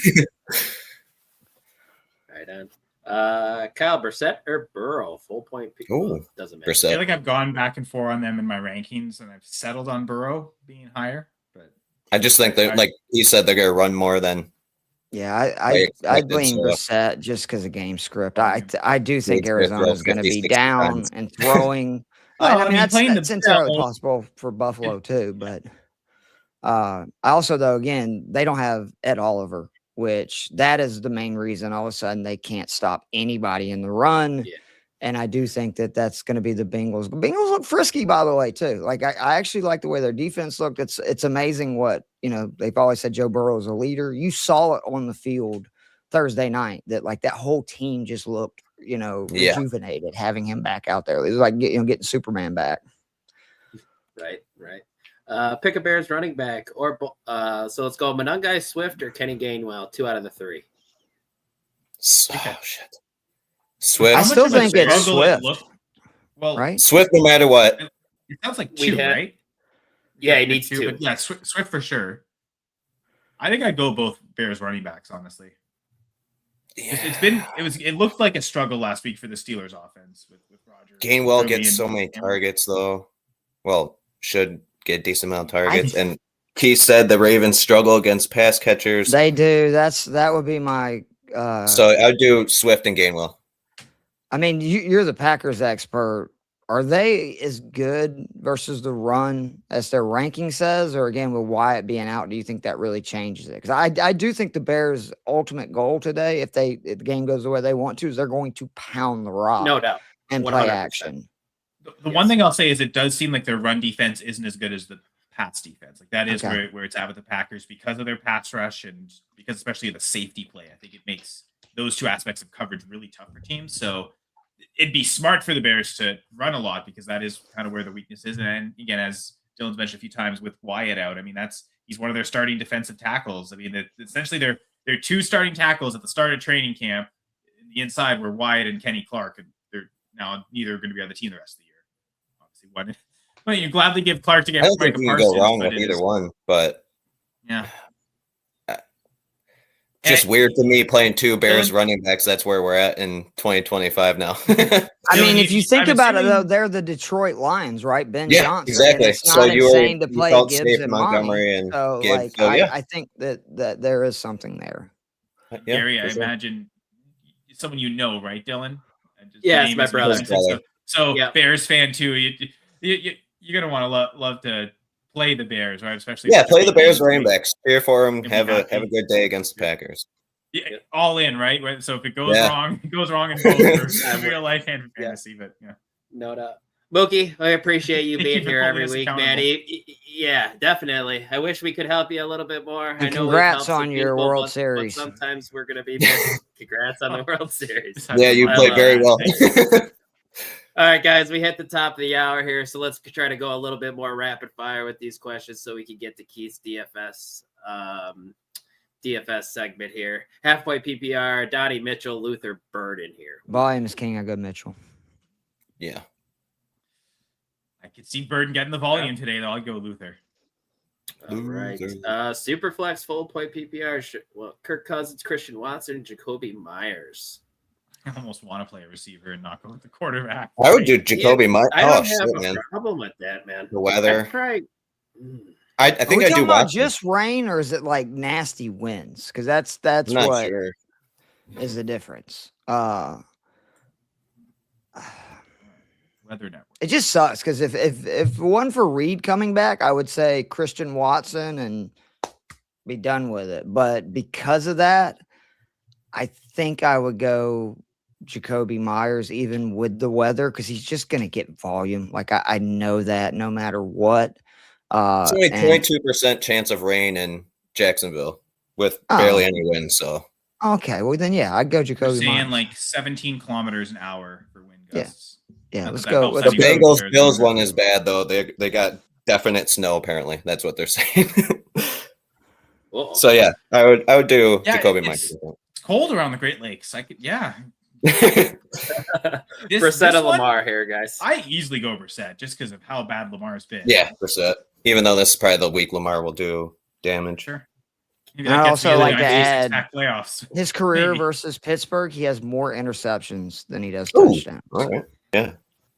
Keith, two guys you really like today. Where are you going? Vele, DJ Moore. DJ. I'm going to go Vele because I expect the Saints to be down. And again, volume is king. I think DJ is going to get a lot of volume, but I expect the Green Bay Chicago game to be competitive. As much as Tampa Bay is struggling, I expect them to take care of business versus New Orleans and sort of ride. New Orleans is basically a mini Arizona right now with Tyler Shuck, where I expect them to be down. Tyler Shuck has been good, right? They scored 19 points or more in 2 of the last 3. And it's just because, again, they're just chucking it basically the entire second half. It's a good place to be in fantasy. Yeah. No. Kyle, McPherson, Moody, Patterson. You see, Moody is one of the few I actually have ahead of McPherson. Because, Jayden Daniels is coming back. Washington. Now he's Nobody picking for else Washington, anymore. right?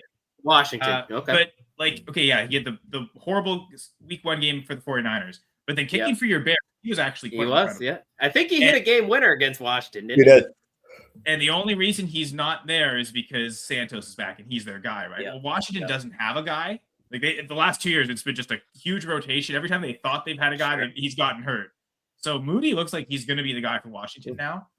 First game with Mariota, I think he scored 8 points. So I expect even more output with Daniels. It's in a dome as well. They're playing in Minnesota. So one, you don't have to worry about the weather. So I ended up picking up Moody in one of the 2 leagues where I still have kickers, and it's must win to guarantee a playoff spot. Could in theory still get a playoff spot with a loss, but definitely one of those where just win and guaranteed it. It's a big deal. And I dropped Butker to go pick up Jake Moody. That's how much I believe in Jake Moody. So. Myers over Worthy, correct? Jacoby, yeah. Yes. And I don't think we've come across one question where you've said yes to Xavier Worthy. So Jacoby. Agreed. Myers, Burden, Reed here. I agree. Jacoby. Michael Plant, I appreciate you apologizing to me about, and I'm illiterate is spelled correctly, so Hey, well, look at that. I guess it's not true. Kind of like the go pack go. That's not starting Hunter Mason. Do I accept Hampton for London? I have wide receiver depth. Yeah, because we don't know if London's coming back. Or Keith, are you hearing good things? I mean, just remember that the Falcons have no benefit from losing games. So if he comes back, like if he can, it's not like they're going to, I don't think, shut him down for the year. But I mean, either way, it's Kirk Cousins. Unfortunately, Penix is not coming back. So, but I would still, I think, put London in the, IR or whatever. Because I mean, obviously that's what that guy's trying to do is get Drake London. Well, I wonder if you need the win this week, I'd rather just play Hampton over Hunt or Mason. And then in that case, not do the deal and just stick with Hampton. But if you think you're okay and you're planning for the playoffs and you can, this loss will kill your playoff chances. I'm okay playing Hunt and making the move for London for the upside, but there's a lot of risk. So if you need the win this week, I'd rather just have Hampton, I think. Now, when he's saying wide receiver depth, saying I'm okay trading away London for him. So I think if you need the win this week, I want Hampton. It's not going to go through though. I mean, even if he accepted it, it's 12:07. He's not going to use it this week. Perhaps. And then Brissett over there. And it's Brissett. Yeah. All right. Tight end flex: Charbonnet, Vele, Addison, Johnston, and then Ertz, Jawan Johnson, or with Kittle on bye, or should I go with 2 tight ends? Even with Daniels back, I think the easy pick is Jawan Johnson. Back we've been talking about like the Saints with the passing volume. I think Johnson to me is easily going to be a top 10 tight end almost every week. So I like Johnson for that tight end spot. That's the easy one. I do both Saints, Vele and Johnson. Go for it. I think either Vele or Charbonnet. I mean, again, better touchdown chances with Charbonnet, but I mean, with the volume Vele's been getting, Right. Jacoby Myers, DK Metcalf. Jacoby. Yep. Start one in flex PPR. Brenton Strange, Woody Marks. Again, I'm probably way too high on him, but I just think Brenton Strange is going to get you 10 plus points rest of the season. You look what he did with Lawrence earlier this season. I don't think you're too high on him, Keith. I like that call. Okay. He's like Jawan Johnson. He'll probably be a top 10 tight end the rest of the year just based on reception volume. We're going to go straight over Kelsey? No. Yes. I'd go Kelsey. Oh. Yeah, Kelsey for sure. I can't. Again, I've been trying to tell people you do not want to play people playing the Texans. That defense is unbelievable, man. Is Mahomes just that good that he can overcome it is, I guess, the argument. But the answer this season is hell no. He's really he's disappointed me, man. I think he's lost a lot of ground in the GOAT conversation. There's been no point. Tom Brady's been 6-6. At this point in the season. I'll go back to the full press coverage days and say that Ian Glendon, he was never close anyway. So why bother? It was a debate we should never have. He lost his chance when he lost him in the Super Bowl. I would still. I go Zach Ertz here. I think it's really risky to just roll Kincaid out. Coming off all those injuries, it's a snow game. Ertz in a dome. And if you just, Ertz is basically right there with Johnson. If you look at like his point totals every week, it's like 8 to 10 points, and then he has spike weeks like he did last week. Brissett, Lamar, and Lawrence. Brissett, right? Yeah. Brissett. Goddard, Juwan Johnson, full point PPR. It's tough because, again, so much zone that, Goddard's going to be facing, and he typically does very well against it. But I think, again, just because seeing New Orleans struggle so bad, Tampa struggle so bad with receivers, I'm going to go Goddard. I think they're going to need him, and that is a must-win game for Philadelphia, or their season is coming unraveled. And then Barkley is just not able to, be the engine of that offense anymore for whatever reason. I have both in the top 10, so I don't think you can go wrong. But I do think Goddard has the higher upside. Like he's got the better quarterback. Like that's in theory, especially if you're going after touchdowns, he seems more likely to score a touchdown. All right. Jaylen Warren, Harvey, and then tight end Kincaid or Fannin. Warren. They're both top 20 running backs to me. But he was saying something earlier about I think against the Raiders matchup. I think Warren's safer because we typically know, he doesn't have Sean Payton as a coach. But I do think Harvey has the higher upside. And if there was ever a safe floor game for a Denver running back, this would be the week. So I'm going to slightly go Harvey. And then I know I said I would not, I did not feel comfortable playing Kincaid. I still don't, but I think I'm still more comfortable than Fannin Jr. I think it's going to be a huge Jukins workload today because this is one of the few times Cleveland can play defense, run the ball and not fall behind. It's the only matchup they think they have the better quarterback in. Maybe last week against the Raiders, but I think to your point, if you're Shedeur thinks he's better than everybody, pretty much. So that's true. Sorry to this Shedeur, but this insult that I'm about to give you. But we're talking about Kincaid to Ertz. That's one thing when it's Jayden Daniels, but like Jayden Daniels to Shedeur Sanders, that's a huge drop off. So at this point, I'll take Kincaid. Need two wide receivers at a flex for the last question, you guys. Metcalf, BTJ, Shakir, Jones, Devin. Who am I missing? Who's Jones? Aaron. Okay, I'm sorry. That makes sense. I was still thinking wide receivers. I don't know what to do for that. Dylan talked about getting burned in DFS last week, but I think I'd go back to Shakir again. DK and Shakir. Nick, I would play Shakir, and I would go look and see if Devon Vele is available. If so, I would go pick him up. And I really think he's got a great chance to be like a top 30, top 40 wide receiver rest of season. I know the hype we debated a lot about Devin Neal last week. I kind of like him here. I think I do too. So Shakir, Metcalf, and Neal. Neal is getting. He got everything that you want, right? He got all the volume, and I think that he's going to catch more passes. He did that in the first game that he played a significant amount. This last week, not so much, but he still was involved in the passing game. So, and the main thing was just all those carries. The Saints are officially the worst goal line rushing team. The Texans finally passed. And there's a point in the season where the Texans had a 6% touchdown rate on runs inside the 5.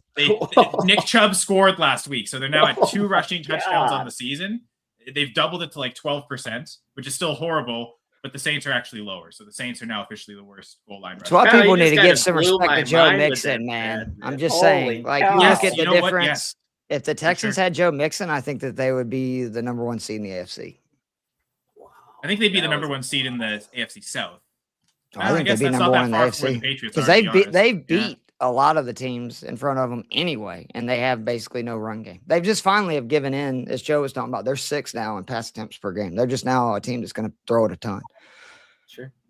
All right, guys, this was a blast as always. Last week of the regular season. Next week we're getting playoff questions, so it's a great time here in the fantasy industry. So, make sure to check out Ike's injury impact article that comes out Monday. Make sure to check out Kyle's goal line touchdown article over on Fantasy Six Pack. Comes out Thursdays, right, Kyle? Right in time for Thursday Night Football. So you get all the grades. Check out the Dynasty 6-pack as well. Love. I'm gonna start diving in more into that show here as we get more towards the Dynasty offseason. Excited for that, Kyle. Excited to hear your input and Jamie's as well. Yeah, we got a mailbag episode this week. So anyone, you can tweet at me at Senr says. The pinned tweet will be the show comment asking for questions. So if you have any Dynasty questions, let us know. We'll answer them on the mailbag question this episode. I will go through some of my ladies, man. I will send you some messages because a couple of my Dynasty teams need some work. Glad to help. Look forward to chatting with you, Kyle. All right. See you guys. See you, Keith.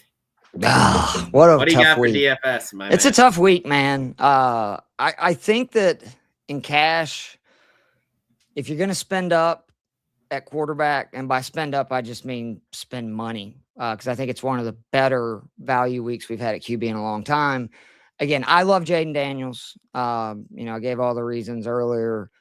Joe really likes Brissett again. He still thinks that you should ride that train, and he's probably right. Like, to be honest, I do have concern that eventually that train's going to end, because it's not like he's running a ton, right? If he was running like, what Jackson Dart has been doing, that's why I haven't blinked in playing Dart every week. But with, Brissett, I do have a little, worry. I also worry a little bit about, like, the Rams are friggin' pissed, and, like, it could be, like, we're going to show everybody.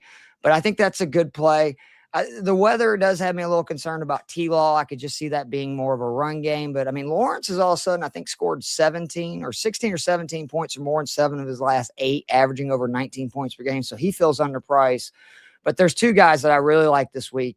And, I called one of them, sort of like Jacoby Brissett. That's Tyler Shuck. He's 4,600. Again, 19 points or more in 2 of the last 3. Tampa Bay is so bad versus the pass right now, but I do expect Tampa Bay to score, which is big because they'll have opportunities. And then again, Joe really likes Tyrod Taylor. And I think that there's a lot of, sense to that. You look at Tyrod's like 3 full games recently, 18.7, 13.8, 21.3, and he's rushed for 40 or more yards in 2 of his 5 games, 20 or more in 3 of 5, 19 or more in 4 or 5. So you get that free extra, kind of help from just the run game, which is great. But I think that that's kind of where I'm going. And again, I want to say why I like these cheap quarterbacks so much is you can pair them with their top pass catchers or one of their top pass catchers for nothing. The Shuck Vele combination is nothing. Yep. I mean, it's literally pennies on the dollar. With Tyrod Taylor, you can play Mechie. You can play Mitchell. Hell, you could play both if you want to. Like, they're not that expensive. Mason Taylor is another option with Taylor. Like, Dolphins real bad versus tight end. So that's what I like about the running back position is where I'm spending money this week. I think it's one of the better value weeks at wide receiver in a long time. And there's 3 backs that are in most of my lineups and then one other that I'm considering. Achane is just a freak. I mean, at this point, I was wrong. I didn't think he could ever be that like lead bell cow back. Sure. He's done it, man. Like he's been excellent. And what a dream matchup versus the Jets. They're 27th versus defense. And again, they've gotten worse because they traded away Quinnen Williams. So like they've been getting worse versus the run every week. Look what Bijan did last week. Achane, very similar back, right? Like has a lot of the same skill sets. James Cook, I love hearing it's going to snow. For mine too, oh, man. Like, I mean, he's now scored 20 plus points in 3 straight. He's actually now scored 20 or more points in 8 games this year. It's just such a great opportunity. Cincinnati is so bad versus the run, and he's been so incredible in Buffalo wins, which I think Buffalo does win today. So I think he's a great play. Don't forget, too, that Cincinnati allows 5.1 yards per carry. We've talked about this before with Cook. Nobody in the NFL has more rush attempts to go for 5 or more yards than James Cook at 43%. So, and then the third guy that to me is just a definite, Chase Brown. What a unbelievable situation, because I would have not expected that P. Ryan was going to come back last week, get 15 touches, and Brown was still great. He still saw 22 touches, went over 100 yards. Buffalo, we were talking about it. They allow the 4th most rushing yards, 2nd most yards per attempt, and the most rushing touchdowns this season. That is the trifecta, if you will. And Brown has all of a sudden scored 18 points or more in 5 straight. What's insane, he's only had 1 touchdown in that span. So, like, he's scoring all these points on volume. And I really do like the fact that he was used in more, 3rd down, pass down situations. Like, I think that that's a good sign for him. The other guy that I'm really considering, now I just want to say Joe liked both Breece Hall. He thought Etienne was interesting. He had mentioned Harvey, but for me, the other guy is Bucky Irving. We saw how important he was to Tampa last week. He forced 9 missed tackles in his first game back. Wow. Rashad White in the 7 games he missed forced 13. Sean Tucker in the 7 games he missed forced 12. So they need Bucky Irving, and he's so involved. Good at football, man. Yeah, and they need him in the passing game is the other thing. Like they're so banged up at receiver. I think Bucky is, pretty much a lock for 15 to 20 points. And if New Orleans is able to keep it close, he could end up having one of those monster games we saw down the stretch last year. The receiver position, JSN, again, could go absolutely bananas today.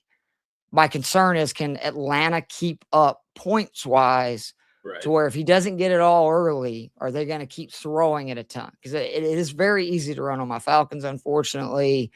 I don't trust Chase or Puka at their prices. They're going to get points. I just don't think they're going to get, way above their price. Adams, kind of same deal. I can't believe Jefferson's 6,900, and I'm not even considering it. No. If you want to play Olave, I'm okay with it. But again, I just think once you get under 6K, it's just a treasure trove. So you got Jacoby Myers, 5,700. Now no Parker Washington. He's led, despite it being his first 4 games with the Jags, them in receiving yards in 3 of 4. His fantasy points have gone up each week. And again, with no Parker Washington, he's going to be in the slot a lot more, which that's very good for him. That's where he's most effective. Michael Wilson, we've talked about at length, but 5,600. I mean, just take the layup. He might be 80% on. Who knows? But I don't care. Like, he could be 100% on. I'm going to play him and try to, beat people elsewhere. But there's more value. You can get down to Christian Watson, who we were talking about, again, since week 11, 12th in PPR points, 2.5 yards per route run, seeing 36% first read target share. McLaurin's 5,200. Yeah, that's volume. Where I wanted you to get there was McLaurin. 5,200. 14 targets. He got 14 targets. And that was from Mariota, who, I know some people have concerns about Daniels' arm, and that's fair, but it's not like Marcus Mariota has a great arm. Okay. So, but if he's going to get 14 targets, oh, by the way, too, he scored in 2 straight. And what do we remember was what he did so much last year was he seemed to score a touchdown every freaking game. Yep. I mean, every game it seemed like that. So I'm with you. I think McLaurin is a absurd value. The range scares me a little bit away from Alec Pierce because I needed Jacksonville Indy to be a up and down, shootout. I don't know if that's going to be the case with Daniel Jones' injury. I think Indy's going to try to run the ball a lot, but Pierce, first time he played Jacksonville this season, you know how many yards he had on 3 targets?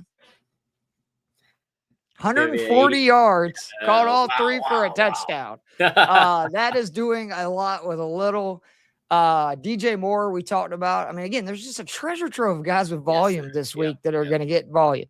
DJ Moore's 4,800. You can play Burden. I think he's 38 or 37. We've talked about A.D. Mitchell, John Mechie. Like, all these are great plays. But again, and it made me feel very good. Me and Joe, about 2 years ago, we stopped talking before the show about our DFS plays. We like to go in fresh, right? To give a Seinfeld reference, see what we're at, not try to basically convince the other one, right? Like, we want to go in with our own, opinions. Our favorite receiver was both Devon Bailey. We both said that, we both went in saying we're going to have him at 100% of lineups. He's $3,700 freaking dollars. And he's, again, forget his numbers from early this year. All you need to look at is the last 2. The 6.7, it's not great, but he saw 7 targets. And then last week, 8 targets, 8 receptions. I'd be shocked he doesn't see 7, 8 again. And this is the best or worst secondary he's faced so far since he's became a New Orleans top, pass catcher. So again, this week for receivers, spend down, save that money on back. Yes. I play almost all my lineups are 3 backs this week. The only exception is I am okay if you want to do 2 tight ends. McBride, I want to do it so bad. And I think that if you play McBride, you have to go all in and do Brissett, Wilson, and McBride. I think you have to, because Joe Bond made the case that who else are they going to throw it to? Really? He literally is bringing up Michael Carter, which is a fair point, because they got to throw it somewhere else. I will say McBride's finally reached that point total where I'm like, man, that is our price tag. If you're just going by 3x, which is what I typically do for cash, right? Is the guy going to score 3 times their salary? That's 24 points. That's a lot. That's tough, even for him. Again, Bowers at 6K, I think, is a great play. I think he's going to be under-owned. People are going to look at that Denver game and say, well, he had his worst game of the year. And he was playing on one leg for 4 or 5 weeks. And his worst game was versus Denver. Again, fair enough. But the Broncos in their last 3, taking away that Raiders game, the trio of Travis Kelce, Zach Ertz, and Dalton Schultz, 25 receptions for 274 yards and a touchdown. That is somewhere you can attack that defense. Tyler Warren, 5K, probably the tight end I'm using the most. If I'm not playing bully tight end, if I do 2 tight ends, we'll get to that other guy in a second. But Warren, it's kind of looked like his rookie season has stalled only because he set such lofty expectations early. You look, he's been very consistent. He's just not having monster games. Well, what a chance to have a monster game versus Jacksonville defense, who versus tight ends. Let's go just the last eight games. 56 receptions. Yes, if you're not good at math, that is 7 receptions per game, 584 yards, 6 touchdowns. You can attack this defense. And I think it also helps that Jones is playing with a broken leg. These guys are crazy. No doubt. I think that only means that, less down the field stuff. Again, that's why originally I liked Alec Pierce. I'm kind of off of him. But I think that Warren is a very good play. Jacksonville can't cover tight ends anyway. Then the other guy we talked about, Brenton Strange, 3,900. Yep. He's just been so good, and they need him. He ranks, again, among tight ends, 4th in receiving yards, 6th in yards per route run, 13th in reception, 4th in fantasy points per game. And I think the most important one is the 1st in passer rating when being targeted among tight ends since he's returned from injury. Defenses this week, I think there's a couple of different ways you can go being cheap. I think the Commanders, if you can find 2,800, are the best one. This Vikings, I think it was either Ike or I don't know who said, maybe it's Kyle, but he does. He gives up 2 turnovers every game. That's what McCarthy does. Every freaking game he turns it over twice. So that's intriguing. I do like the Steelers a lot at 2,600. Again, Lamar has more interceptions than he does touchdowns when facing the Steelers throughout his career. I think that, that's not even including, how rough he's looked as of late. I think that's going to be a rock fight. That's a good play. Joe Matt's made a case for the Jets, talking about cold weather. We know how Tua is in cold weather. If they got behind, you could maybe see, Tua having to throw it a lot. That could be bad. Man, I didn't think about that. That's a good point. Didn't either. Yeah. That's Joe. Yeah. That's why he's Joe the Brain. And then I really like the Bears. I don't think this Green Bay offense is very good. I don't. I think since they lost Tucker Kraft, they don't have it. I actually think it hurts them having Reed come back, because I think now they're going to try to not, zone in and throw it to Christian Watson a bunch, which I don't think it's a coincidence. Their offenses looked the best when they were heavily targeting Tucker Kraft. And then here recently when they've been heavily targeting Christian Watson, it just opens, I think, everything else up, because those guys are just, they're nightmare matchups, both, before they get the ball and then after. And then the Bears, they create turnovers. They have more turnovers than sacks, which is insane, man. They have 26 turnovers forced, 23 sacks. That is just, to me, wild. So I think they're a good play. There was one other defense that I know, Joe. Hold on, sorry. So he had talked about also the Titans, 2,900. And I do want to say, it's Shador, yeah. The Falcons at 2,500. I hate picking my own team, but we get pressure now. It's like wild for me to say that. They're not the best running team in the league, right? Like Seattle isn't. We're awful versus the run, so I expect them to be able to run on us, but it wouldn't shock me if we can slow down their run. It's not like they have like elite running backs. Right. Now, no, they haven't been great all year on the ground. So yeah, and we all know that. Look, Sam Darnold and Daniel Jones both get it. We're about halfway through the first quarter. You can see the look in their eyes. Oh, it's going to be one of those days. Yeah. And I'm just saying, for 2,500, especially at home where they've been better overall typically, I expect, they got to put up a fight. If they care for Raheem Morris at all, he's fighting for his job. And, at this point, as a Falcons fan, I want Pierce and Walker to make as many plays as possible because we're not getting a first-round pick next year, so that we need those guys to be elite since we took them both in the first round this year. But I think this is a week where you either play Daniels or you spend down at QB and you get under 5K, take that advantage, stack them with, one of their counterparts. Again, I don't have a problem if you want to play Shuck with Chris Olave. That's fine. I just think him and Bailey is so much cheaper. And it's not like, Olave gets volume, but he's not, he didn't have any really huge games this entire season. So you could play Brissett, but again, I think if you play Brissett, you got to play both McBride and Wilson. I don't want to do that. That's too much of my salary wrapped up. And then at running back, I'm spending up. I'm going to go pretty much Cook, Brown, and Achane everywhere, but I will sprinkle in Bucky. And then the receivers, it's just take your pick under 5K, under 6K. Like Michael Wilson to me is the guy you have to play because, again, volume is king. I may end up pivoting to where DJ Moore is in every lineup. The more I think about it, I just think he's going to get a ton of targets. You said he's 4,800 or 4,200. Yeah, he's 4,800. That's entirely too cheap, Keith, for DJ as well. I mean, I get it because it's been a down year, but without Rome now we're talking about a different story here. And he's had it's pretty wild. This is where if you don't have the player, you don't pay attention to this kind of stuff. But again, he started the season with 2 9.6 point games. Then he had the 12, 8, 11. Again, all these, everybody's healthy. And then if you look over the last 4, 2 23-point games. Mm-hmm. And I just think that they're going to lean on. Don't forget, last year, it was Caleb and Keenan Allen that were seeing all the volume, and people were going crazy because Odunze was not getting targets. Yeah. So I think that there's a chance to, especially if Green Bay can stop the run. Again, the Jets receivers, I think, are immense values. If you're looking for a potential boom play, again, in that 3K range, Luther Burden's a great option. And then again, tight end, I think the play is probably Warren or Strange.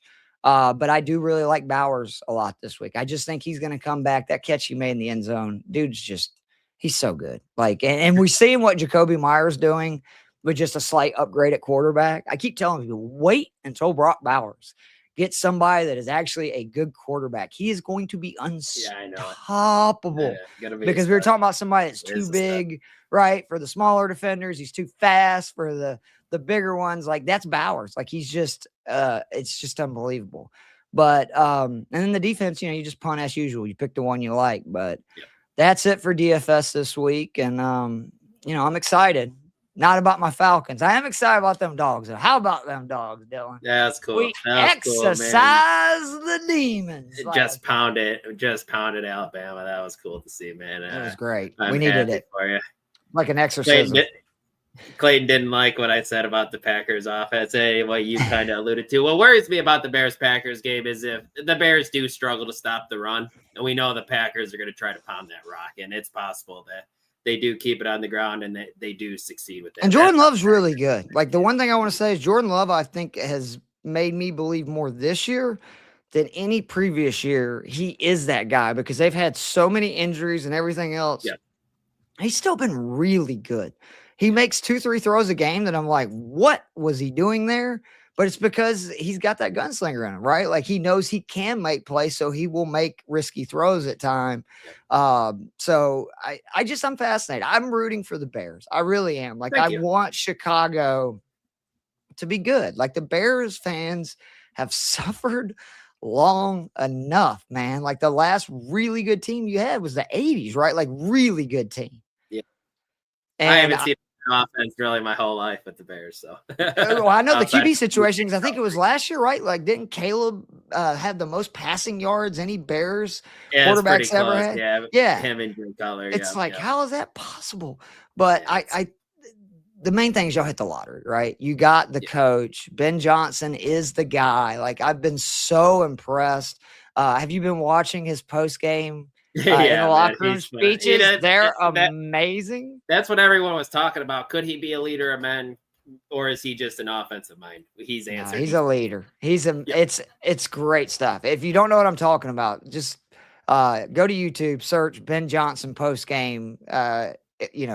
Pep talk, whatever you want to call it. They're great, all of them. Like I look forward to watching it every week. And there's something about those teams that get that mojo of winning these one-score games, and they just start thinking they're going to win them every time, which is huge. Ride that momentum. So I'm pulling for you guys, but I'm going to try to fill out some DFS lineups and watch the sorry-ass Falcons. Let's go. Keith, we got a couple more questions here. Let's just go rapid fire. Burrow, love, Jayden Daniels. Again, I'm maybe too high on him, but I love Jayden Daniels this week. I think he's back, and he shows he's one of the top 5 fantasy quarterbacks in football. I'm good going there as well. Schultz or Ertz, PPR? I'm going Ertz. I think it's a big boom for him getting Daniels back, and he's also just a safe play. Yep. Need to pick 2. We're going to go Jacoby Myers for 1, Khalil Shakir, Dalton Kincaid, Chris Godwin, or Jaden Higgins is the last guy. I think I'd either go Godwin or Higgins. Higgins is, I think, scored like 8 or 9 points or more and like solid, 4 or 5 straight. So I'd probably lean Higgins, expecting Tampa to run more. And again, I think Buffalo's going to run a lot. That's why I'm not as high on Shakir and Kincaid as I normally am. Sure. I wanted to pull this up with Mookie holding us accountable with struggling a little bit with our advice to him. Cody giving us a little bit of a shout out, made playoffs in 7 out of 8 leagues. We appreciate you being here, man. I'm glad we've been able to help you out, Cody. Yeah. So good stuff there. Absolutely. Monangai or Addison, Keith? I'd go Monangai. Again, I just can't trust Minnesota right now. I feel so bad for those guys. All right. Wide receiver 2 and 3 in flex spot. Got Adams at wide receiver 1, Taylor Jacobs. So those guys are in RB 1 and 2. Okay. So flex is Charbonnet, I think. How many is it? 2 receivers, right? Yeah. So we're gonna go Jacoby Myers. Jacoby and Debo is who I would go with. Yeah, and then it's a coin toss. I think I would slightly lean Ertz because I just think the receivers are gonna have a big game for New Orleans, but I'm okay with either of those guys. All right, non-PPR 6 point per touchdown, 2 wide receivers: Jefferson, Igbuka, Sutton, BTJ. Oh man, jeez. Ibuka for sure. And then we just keep riding Jefferson. I think that's where I would go. Yeah, I'd give it a shot. Why not? Maybe he comes through. And then again, I really like Daniels, so I'd run with Daniels, but I'm okay with any of those 3 quarterbacks. Sure. Yep. And then Devin Neal or Kyron Williams, who's banged up. Oh, Kyron Williams. Jones if he's playing, I'm always playing Kyron Williams. Yep. And then I go Darnold. I just can't trust Jones. I know he's been solid, man, but now his upside is he's not running is the concerning thing. So now you just got 2 quarterbacks that are throwing the ball. So I'm with you. I would slightly lean Darnold. Yeah, we're just gonna ignore the 9-2 with JJ McCarthy there.